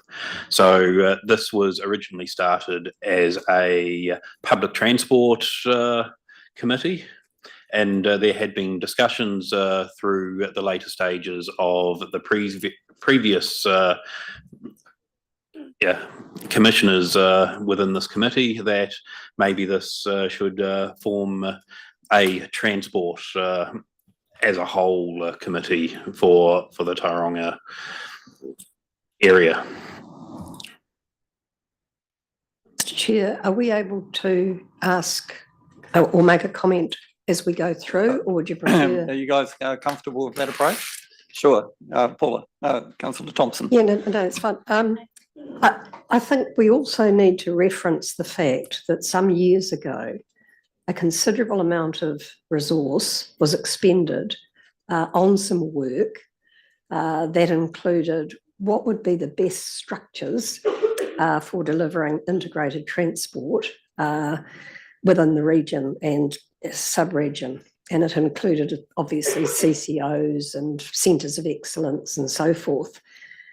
And I think it would be remiss of us and a bad use of resource if we didn't make sure that we keep referencing that, because the centre of excellence idea has always appealed to me. But I might be in a minority position here, but that is important. This has been on our agenda for some considerable time. So, Mr. Chair, I think it's just, important. The other thing I would say is that my look at the same or similar transport information is now going to 6 different governance bodies, not including the Western Bay of Plenty. And to my mind, you just have to shake your head like a tambourine and say, well, what is going on here? And of real importance to me, and I know that you're going to get onto this, is to whom does the TSP report and where does smart growth fit? Because that could well be the 7th governance body. So look, just at the outset, Mr. Chair, I just wanted to throw this stuff on the table. This is not necessarily just a simple matter of changing terms of reference. I think we really seriously have to say, what is this ball of wool that we've got in this particular sub-region in terms of governance entities and roles? What is the impact on staff reporting and time and best use of resources in terms of having to direct really similar information to all those different governance bodies? So, and I haven't even touched on Waka Kotahi because that's, that's far beyond my pay grade and intelligent capacity. But Mr. Chair, for what it's worth, those to me are some critical issues that we really do need to address. And I'd hate to see us go down a rabbit hole of looking at terms of reference without actually making sure that we're really addressing some of those bigger things. Sorry for the rant. I totally understand where you're at, Councillor Thompson, and I remember after a briefing I walked out with Councillor Taylor and I was mentioned what a complex web we're weaving here in terms of the various committees and how they're interwoven, and so just, yeah, it's worthy of some serious consideration in terms of Councillor Crowther. Yeah, I'd just say if that were a motion, I would have seconded it because I completely support everything that was said. Mike, you've got a response to Paula. Through you, Mr. Chair. Absolutely. And it's a foundation we need to build from. And there was sort of a deeper piece of work and then a recent piece of work. And those two, the understandings of that work has to be flowed through into this. So we had made a little bit of assumption, probably not made it clear, that that work underpins what we want here to achieve here. And we're happy to make that more available, make sure that it's very fresh in everyone's minds around that work that went before. And we're happy to circulate that so that the context is well understood for everyone. Love von Delson.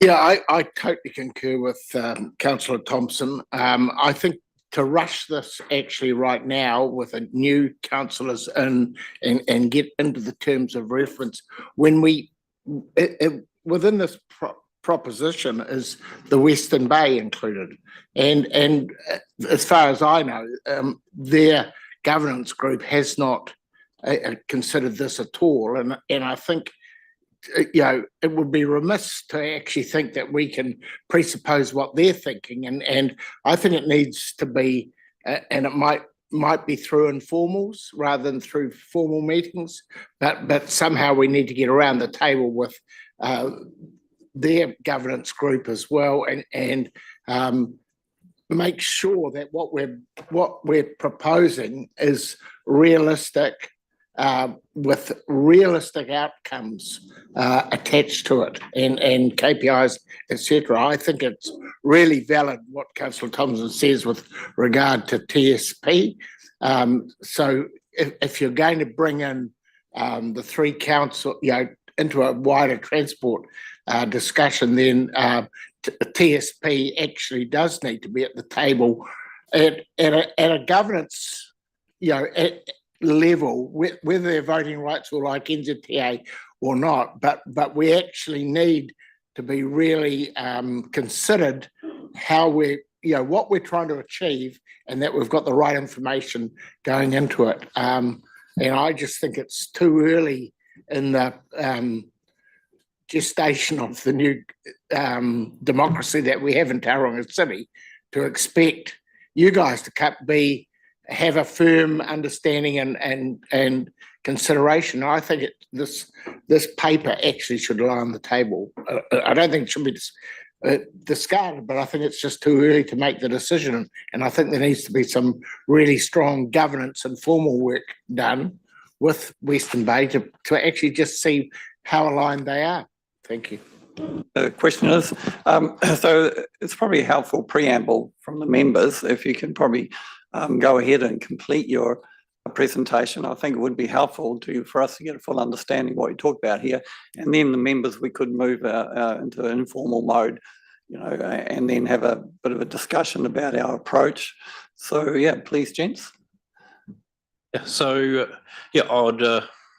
I'd sort of wanted to leave this introduction slide with the asking yourselves the question of what outcomes would you like to see from this committee, and how would you know that this committee has served its purpose at the end of your tenure on the committee. So that's I believe key. We have also under before the previous presentation on this, we did do a bit of work as staff and it was presented last time.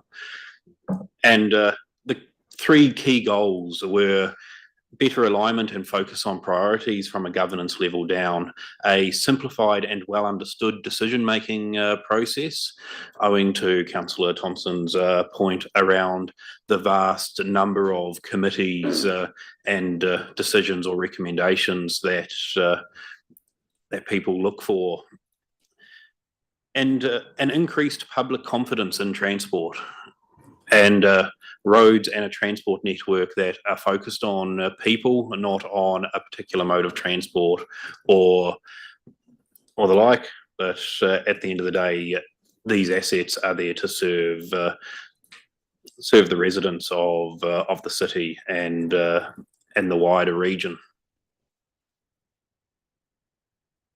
So we have a bit of a initial diagram of what the draft terms of reference decision-making flow would look like, trying to simplify those terms of reference into a diagram. And it provides for recommendations but to the appropriate committees and councils. It is also a place to provide update to governance on transport issues. A little bit of additional work, and I believe, Councillor Thompson, this falls into what you mentioned quite well, of attaching a formal reporting line for the Transport System Partnership, or TSP, with the idea that that should be reporting to, from our initial look, that should be reporting to Smart Growth for that 10+ year purview of that wider strategic look. However, ensuring that this committee here is focused on that 0 to 10 years impact. So it looks at what is happening now, what is happening within this NLTP period, and what's happening within that time period of up to 10 years. And just to add to the points here, you can see by the structures they're attempting to solve a problem. The messages that we received during the last part of this committee's tenure, it was that we needed to address a few of the issues that were happening, and part of it was around how connected are we with our smart growth and land use patterns, and particularly from a governance perspective. How does the TSP actually connect with the governance layer and having a way of keeping you aware of what's happening at that program level that encompasses the wider relationship, the Western Bay Plenty Council membership of this committee and all this conversation, and how do they participate at that level. So when we set out along this process as a combined venture, so between Tauranga City Council and the Bay Plenty Regional Council, we presented this information and a draft terms of reference at that point, and said we'd come back with what a model might look like. And this is where we are today. But we are in a slightly awkward space in that not everyone is at the same level of understanding. We accept and respect that, and the comments notwithstanding. But we thought it useful that we got presented to you with the work we've got, so that we can initiate this conversation and progress it in a concerted way.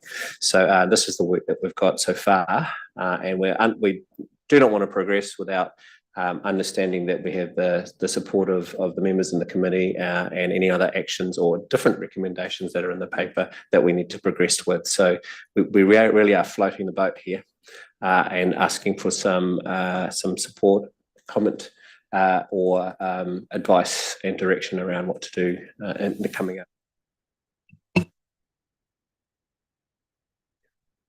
Sorry, that was it for the slides. We really wanted to allow these slides to provide a space for yourselves to hold discussions.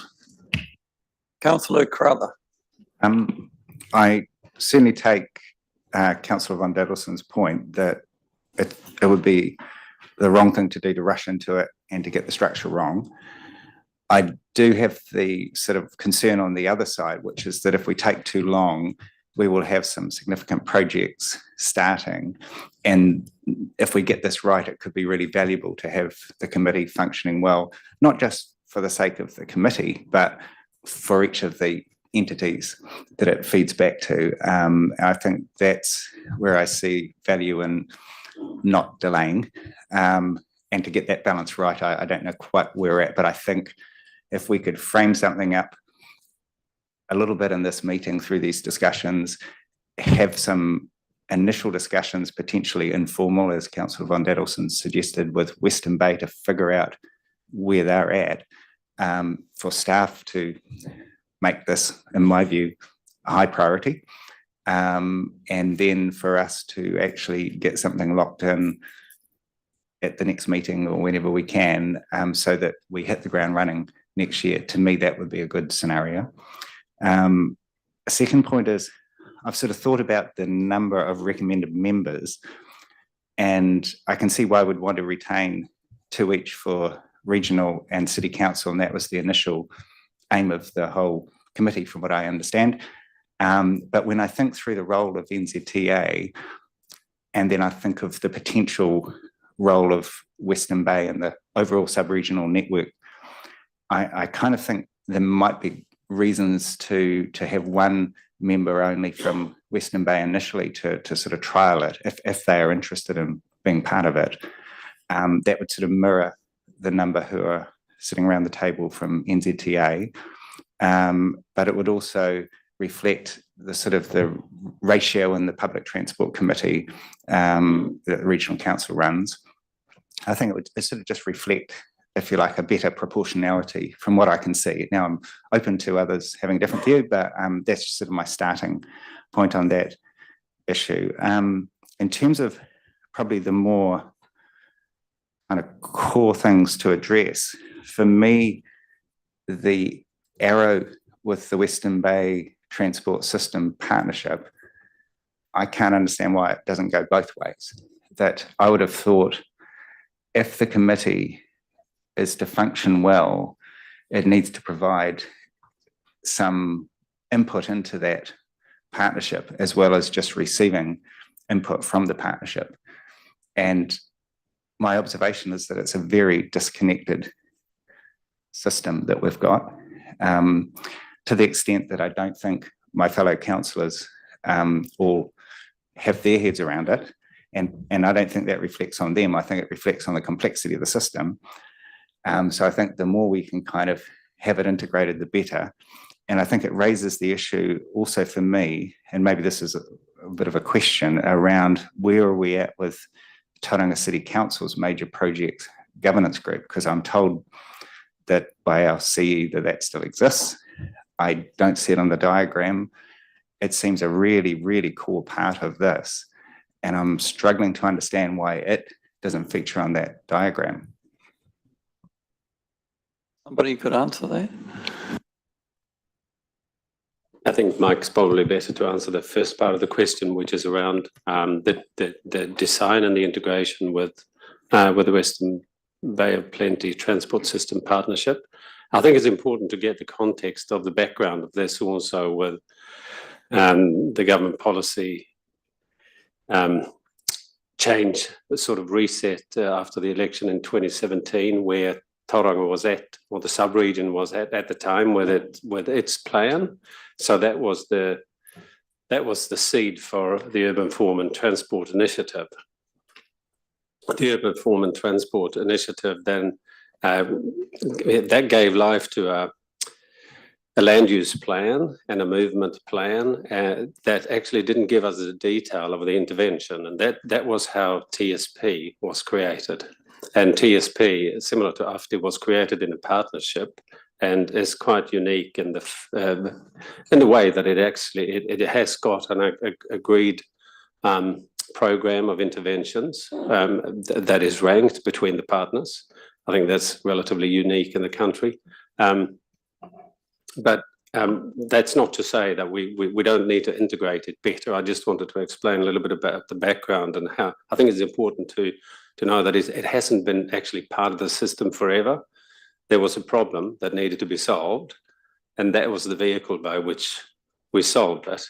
And now it's a matter of, what does the future of it look like? I think it's still very unique. It still serves a very, very strong purpose. And I think the point of this exercise is to make sure that we make sure that we get the necessary integration, while we recognise that the decision making for parts of those assets sit with the asset owner, basically. And that brings us to the point of brings me to the point of the major project oversight group, is that it's actually not a decision maker. It's how we have decided to get some advice on being better at delivering our major projects. So it hasn't got a decision-making function. It's an oversight group that we've brought together with people that are really experienced and have a big background in the private sector, commercial aspects of major project delivery from the private sector that have been doing this for a very long time, and some other skills mixed in there as well. So they give us advice on how to get best value out of the delivery component of our major project. So I think it's still separate, right? So it's actually not part of the overall partnership or the planning of the network, or it's when we get to the tail end of it, where we're into sort of, planning and design and ultimate delivery of those projects, that we ask that panel or oversight group for advice. And it's specifically designed as an advisory group, just like we ask consultants or contractor for advice from time to time. Here we've set up a table of experienced people to give us advice to get best value out of those major project delivery components. So yeah, I hope that makes sense. Follow-up questions, maybe. Councillor Crowley. Through the chair, would you say it's a fair interpretation to, and I'm coming in a bit blind on it, but the major projects oversight group, and I think we might have been told it existed, but that's about all I know, other than one of the members. But is it a mirror of Tauranga City Council's Te Manawataki board, which has actually got a governance role around the delivery of key projects, or is it more a technical advisory group? It's much more of a technical advisory group. So that the Te Manawatake Urupapa is set up as a CCO, so it's a formal governance structure in that regard. So it is different, but it's I guess in the early days of Te Manawatake Urupapa, we saw the value of getting that level of expertise in to give us advice on how to deliver major projects, and on the back of some projects delivered in the region that didn't go as well as we wanted to. We sort of thought, well, what are the good bits out of that we can mirror and put in to get that similar level of grant behind delivery of other major project programs? And our biggest one by far is the transport one. So it just made perfect sense to apply that to the delivery of the major projects. And early on in those days, we knew that the B2B delivery had its issues.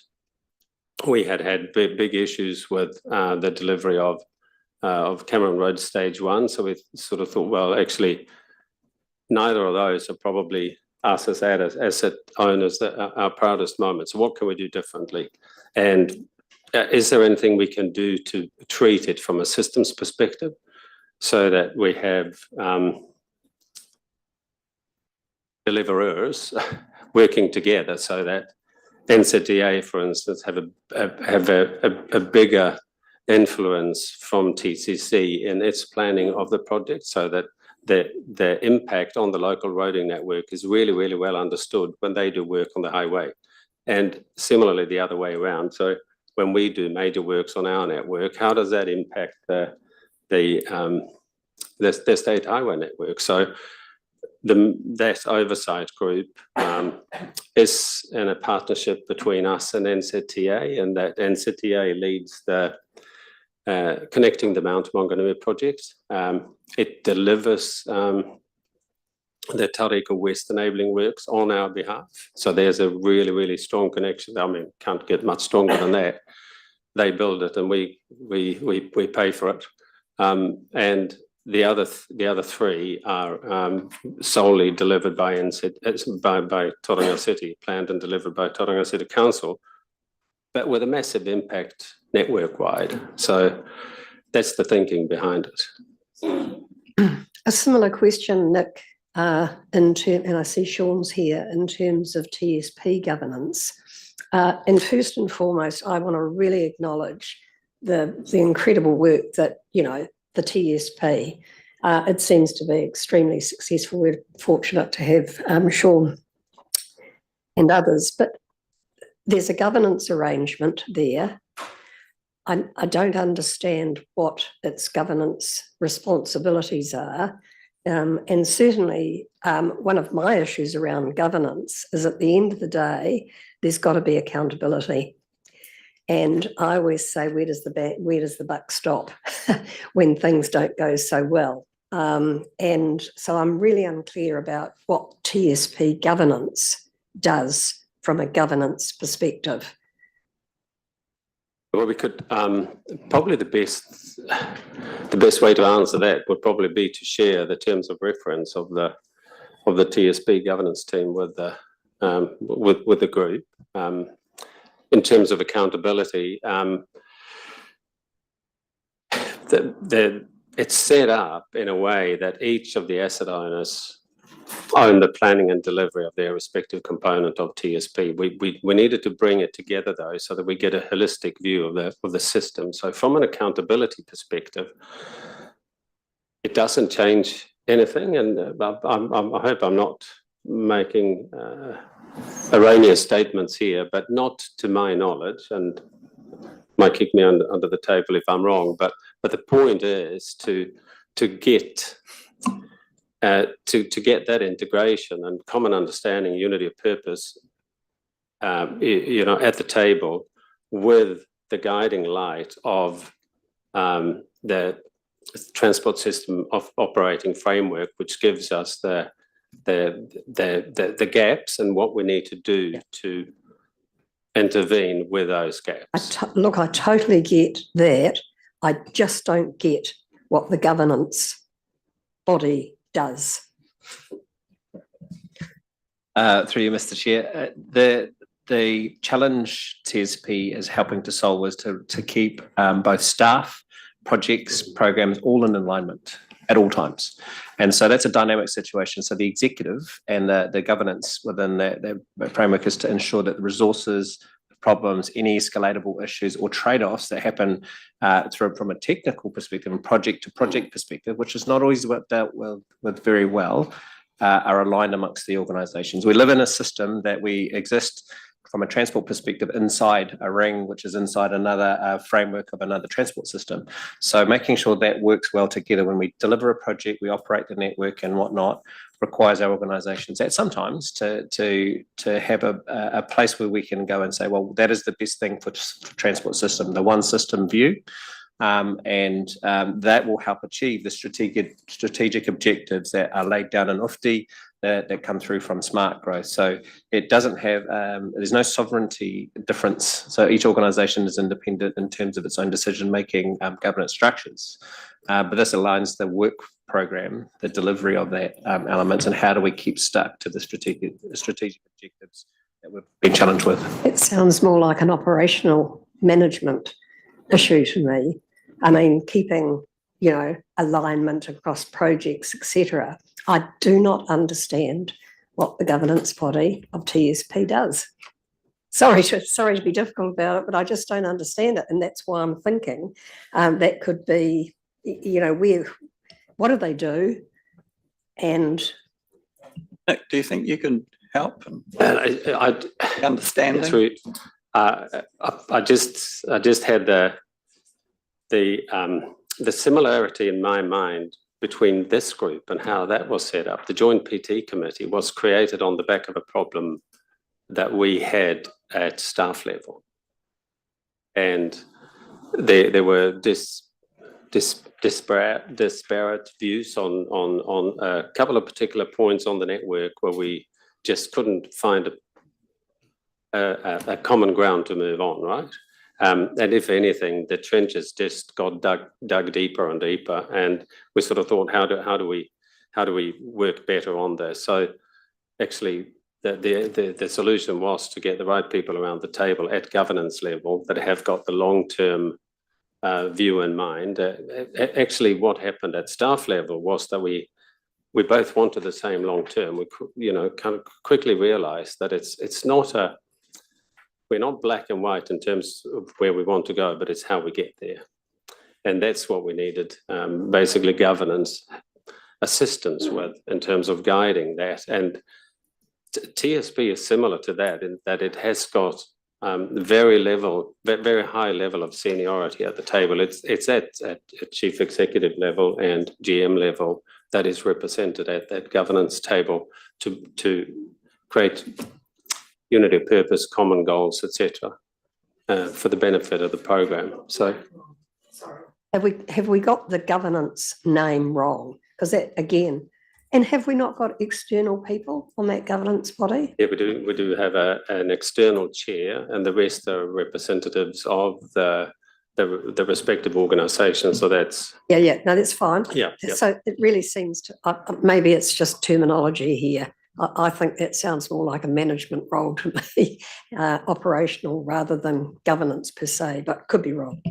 Okay, that could be nomenclature. So that's worth chucking into this melting pot as well, and have something sensible that comes out of it that's understandable by all people involved. Councillor Crowther. Yeah, I'd follow up on that. I guess I would ask the same question, except Paul has asked it twice already. And I guess the whole point of having elected representatives, to my understanding, is to have a democratic way of providing long-term, sustainable, full well-beings as it currently is, maybe not in the future, governance of key issues. The number one issue in the city is transport, according to all the surveys. So, rightly or wrongly, those of us who are elected are meant to have that as our domain. And I fail to understand why an organisation that has a commercial interest, an organisation that has a membership of predominantly large corporates, and others who are sitting on that governance group are a better representation of the long-term interests of our transport system from a governance perspective. And to me, it's always been, and I was part of the initial discussions where the argument for it from senior people at Tauranga City Council was that it was a delivery organisation, that it wasn't really governance, to go back to Paula's point, that it was about delivery, and the only people who could be on there, and it's very explicit, because if Mary Dillon never listens to this, she was in the room and knows the conversation well, was that you could not have representatives of health or environment or social sector, because it was about delivery and it needed to be only representation around organisations that could deliver.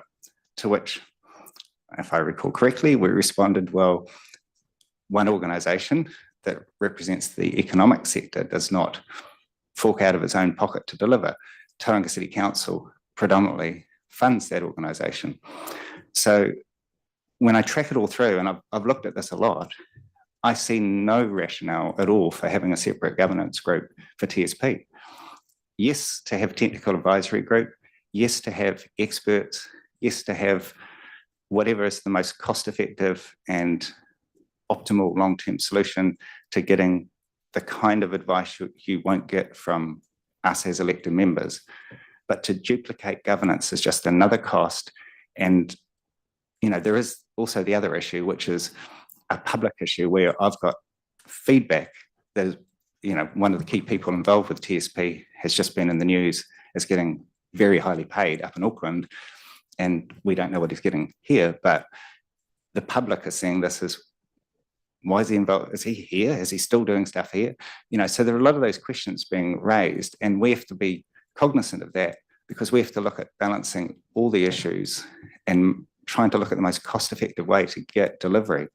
And I personally can't see why there needs to be a separate structure, which just complicates the picture. And if something goes wrong, the buck won't stop with them. They're not even known by anyone.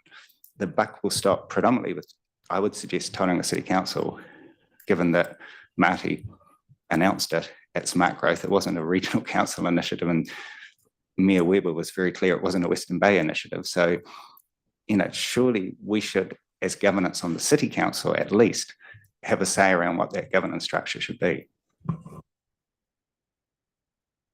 Is there a response, Mike? You?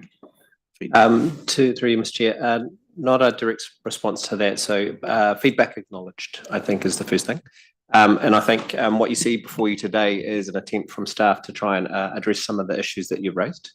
And we're looking for feedback on how that works. From a staff perspective, having clear governance and accountability always makes things easier for staff to make calls and decisions. So we welcome any kind of clarification in this space. So, and the purpose of the session is to draw that feedback out and make sure that we design properly moving forward.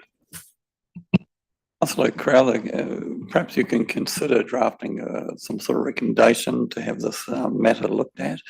If you feel strongly about it, I'm sort of hear what your concerns are, but without having a, you know, full information would be difficult to make it. Just clarify what you're seeking. Oh, just about their governance. Well, I mean, I'm interested in, obviously the two members from the regional council have sat around this table for a while, but I'm just interested in if they see, and if others on the governance groups of the respective councils see a rationale for having the complexity of governance structures, and if a simplification would be a good thing. You're talking about the wider governance issue. Yeah, including TSP, and particularly probably TSP.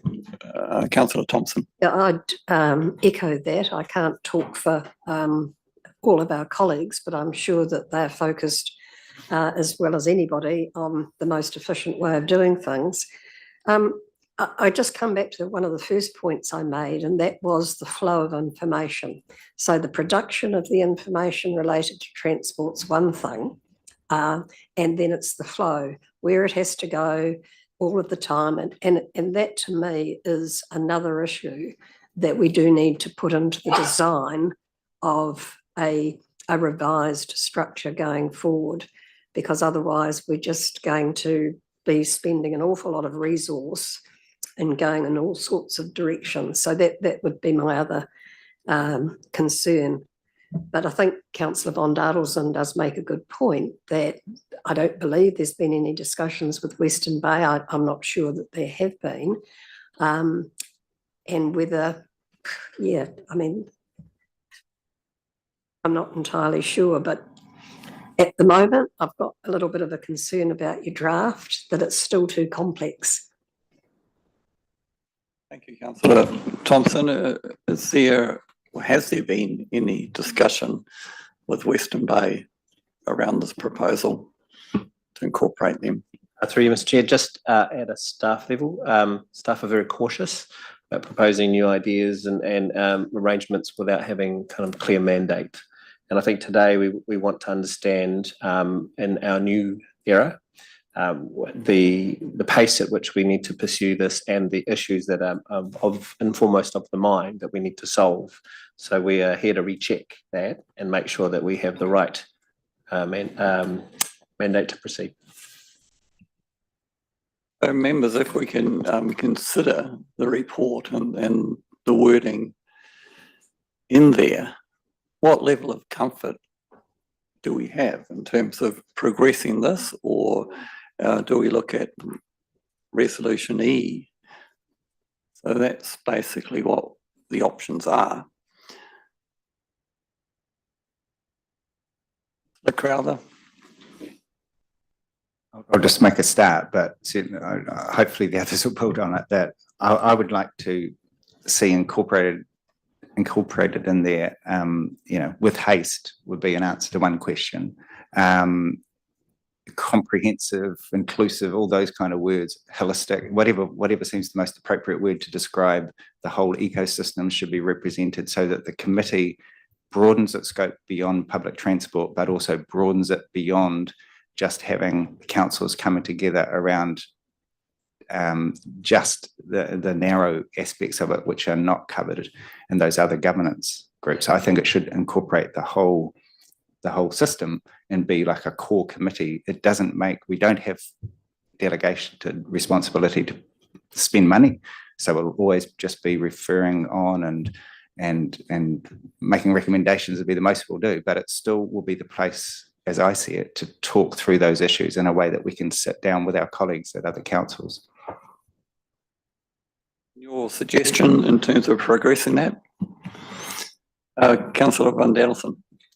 Look, this to me is a brave move by Tauranga City, instigated by them to move, because from a regional council perspective, our core reason, one of our core reasons to be is public transport and transport in general, but not specific. And this gets quite specific, the recommendation to form this committee. So I think it's brave, and I think it does need pursuing. But I was just worried when I said just take your time. I don't mean take a lot of time, but to expect a decision from new councillors this quickly, I think the concept is absolutely the right concept to do it. But I think we've got to be really clear as to the outcomes we want and how we propose to achieve them. And the structure is really important, i.e. the membership.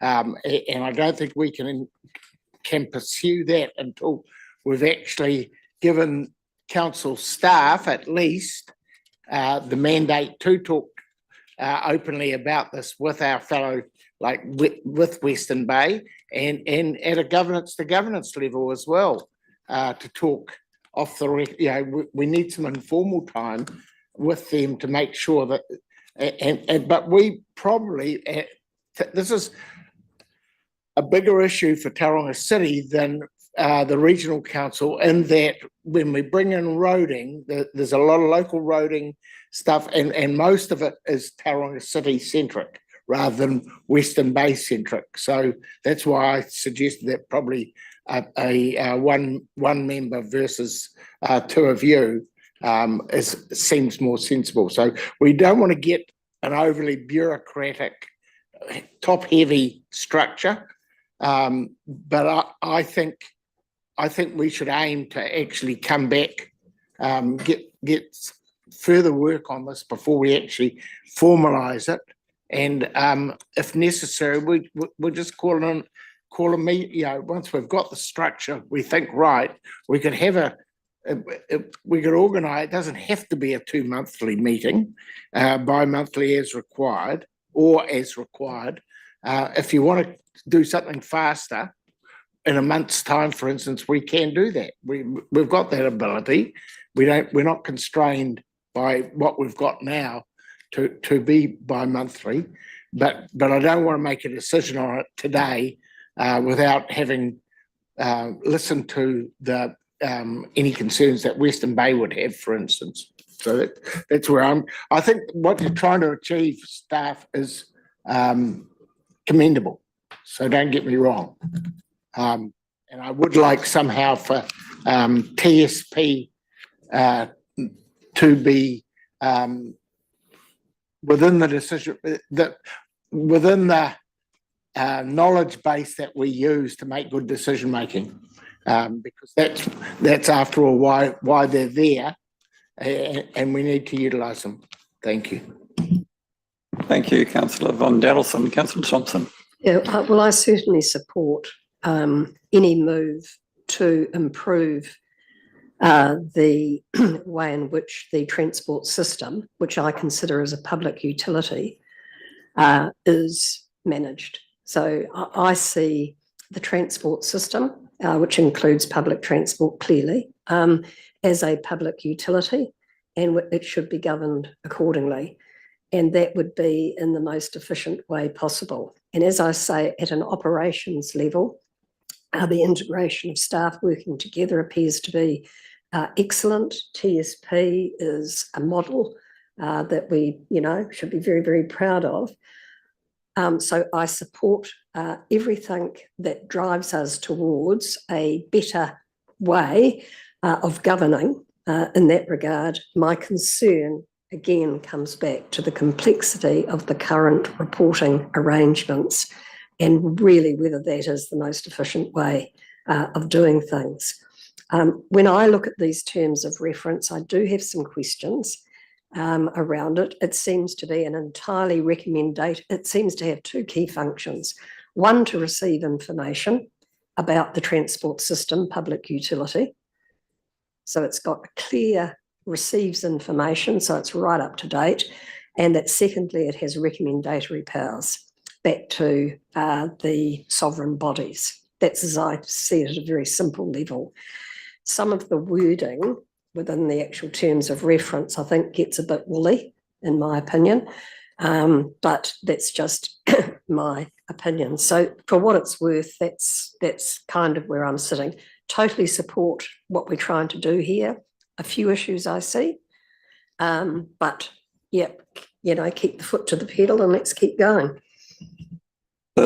Thompson, in terms of achieving that additional efficiency and effectiveness, that could include, from what you've said, I understand that could include some rationalisation in terms of the structures or fine tuning, or how do you see it develop in terms of achieving some greater efficiency? I think some structural matters, first and foremost. To whom does TSP report? That was clarified within a 10-year time frame. It reports to whatever this group, wasn't it? And then the 10 to 30 year to smart growth. I'm not so sure how that's going to work. So a bit of a question mark there. So I think there are some issues we do need to delve a bit deeper into. God, when I looked at the last smart growth agenda that's just come out, amazing. So yeah, and both Glenn and I have raised the issue about the governance body that sits atop of TSP. That's a structural potential matter. So I think there are things that do need to be further looked at. I wouldn't say it's just a one solution here, but I fully support keeping going with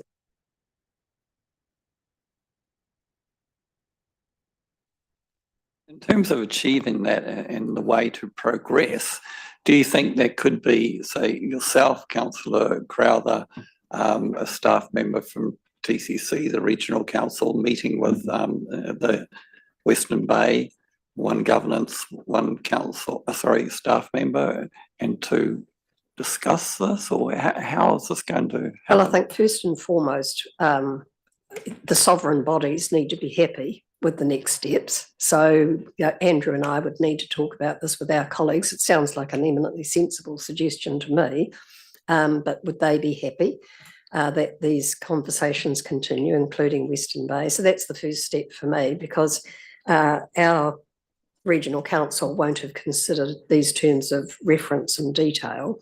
The question that one councillor has raised with me is that will there be a call now for other sub-regional transport system committees, for Rotorua, for example, for the Eastern Bay? So these kinds of considerations that I think with a good whiteboard, really good black felt pens, that we could really make some progress. But I can't talk on behalf of the whole regional council, but I'm sure that they would be keen to just keep trying to make some progress, simplify the system.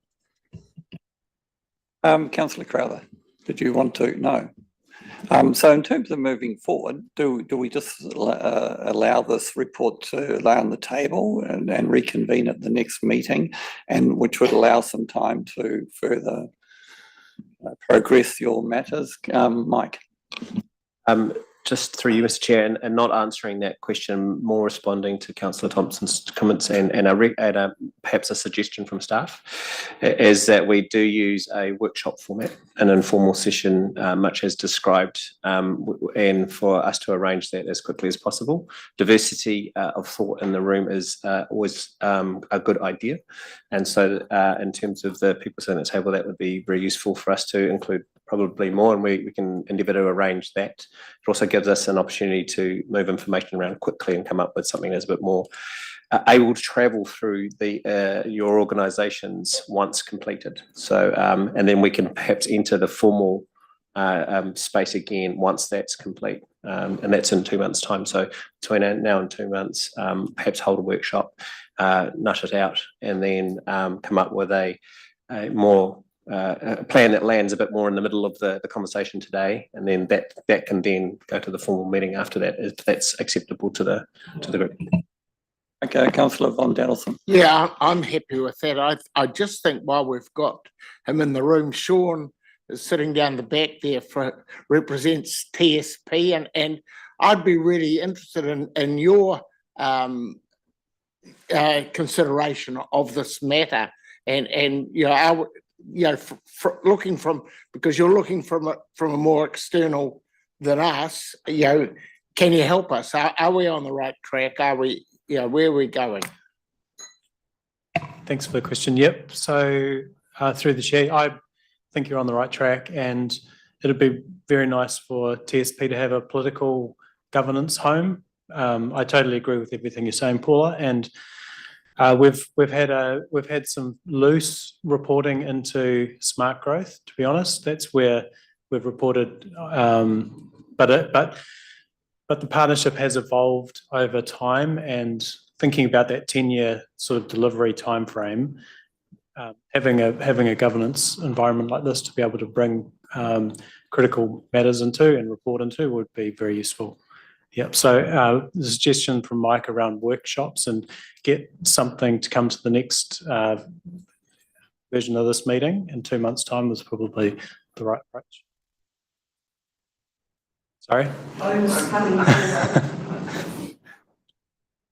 Sean?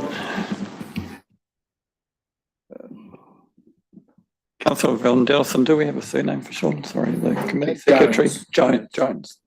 Thank you. So, members, what are we going to do? Propose that a workshop be held as soon as possible to progress the initiative. Move that. Happy to move. Seconded by Councillor Crowther. Discussion.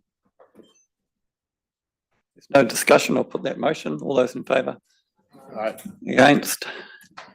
That's carried. Also, we do need to receive the report, don't we? Which you're happy to include that as a B, and perhaps this one as a resolution C. Great. Okay. And thank you, staff, and appreciate your willingness to engage. And yeah, we'll get there in the end. So is that the last report, isn't it? Yeah. Yep. No late items. So thank you, everybody, for your attendance, and we got through it. Okay, and we'll look forward to the next meeting. When was the next meeting? It was mentioned before. Not set. Okay, so we'll just close this meeting. Bye bye, Lyle. Nice to have you here, and have you enjoyed the discussion? We've appreciated your input, which was yeah. No, it's been brilliant. Thank you very much. At the next meeting, actually, we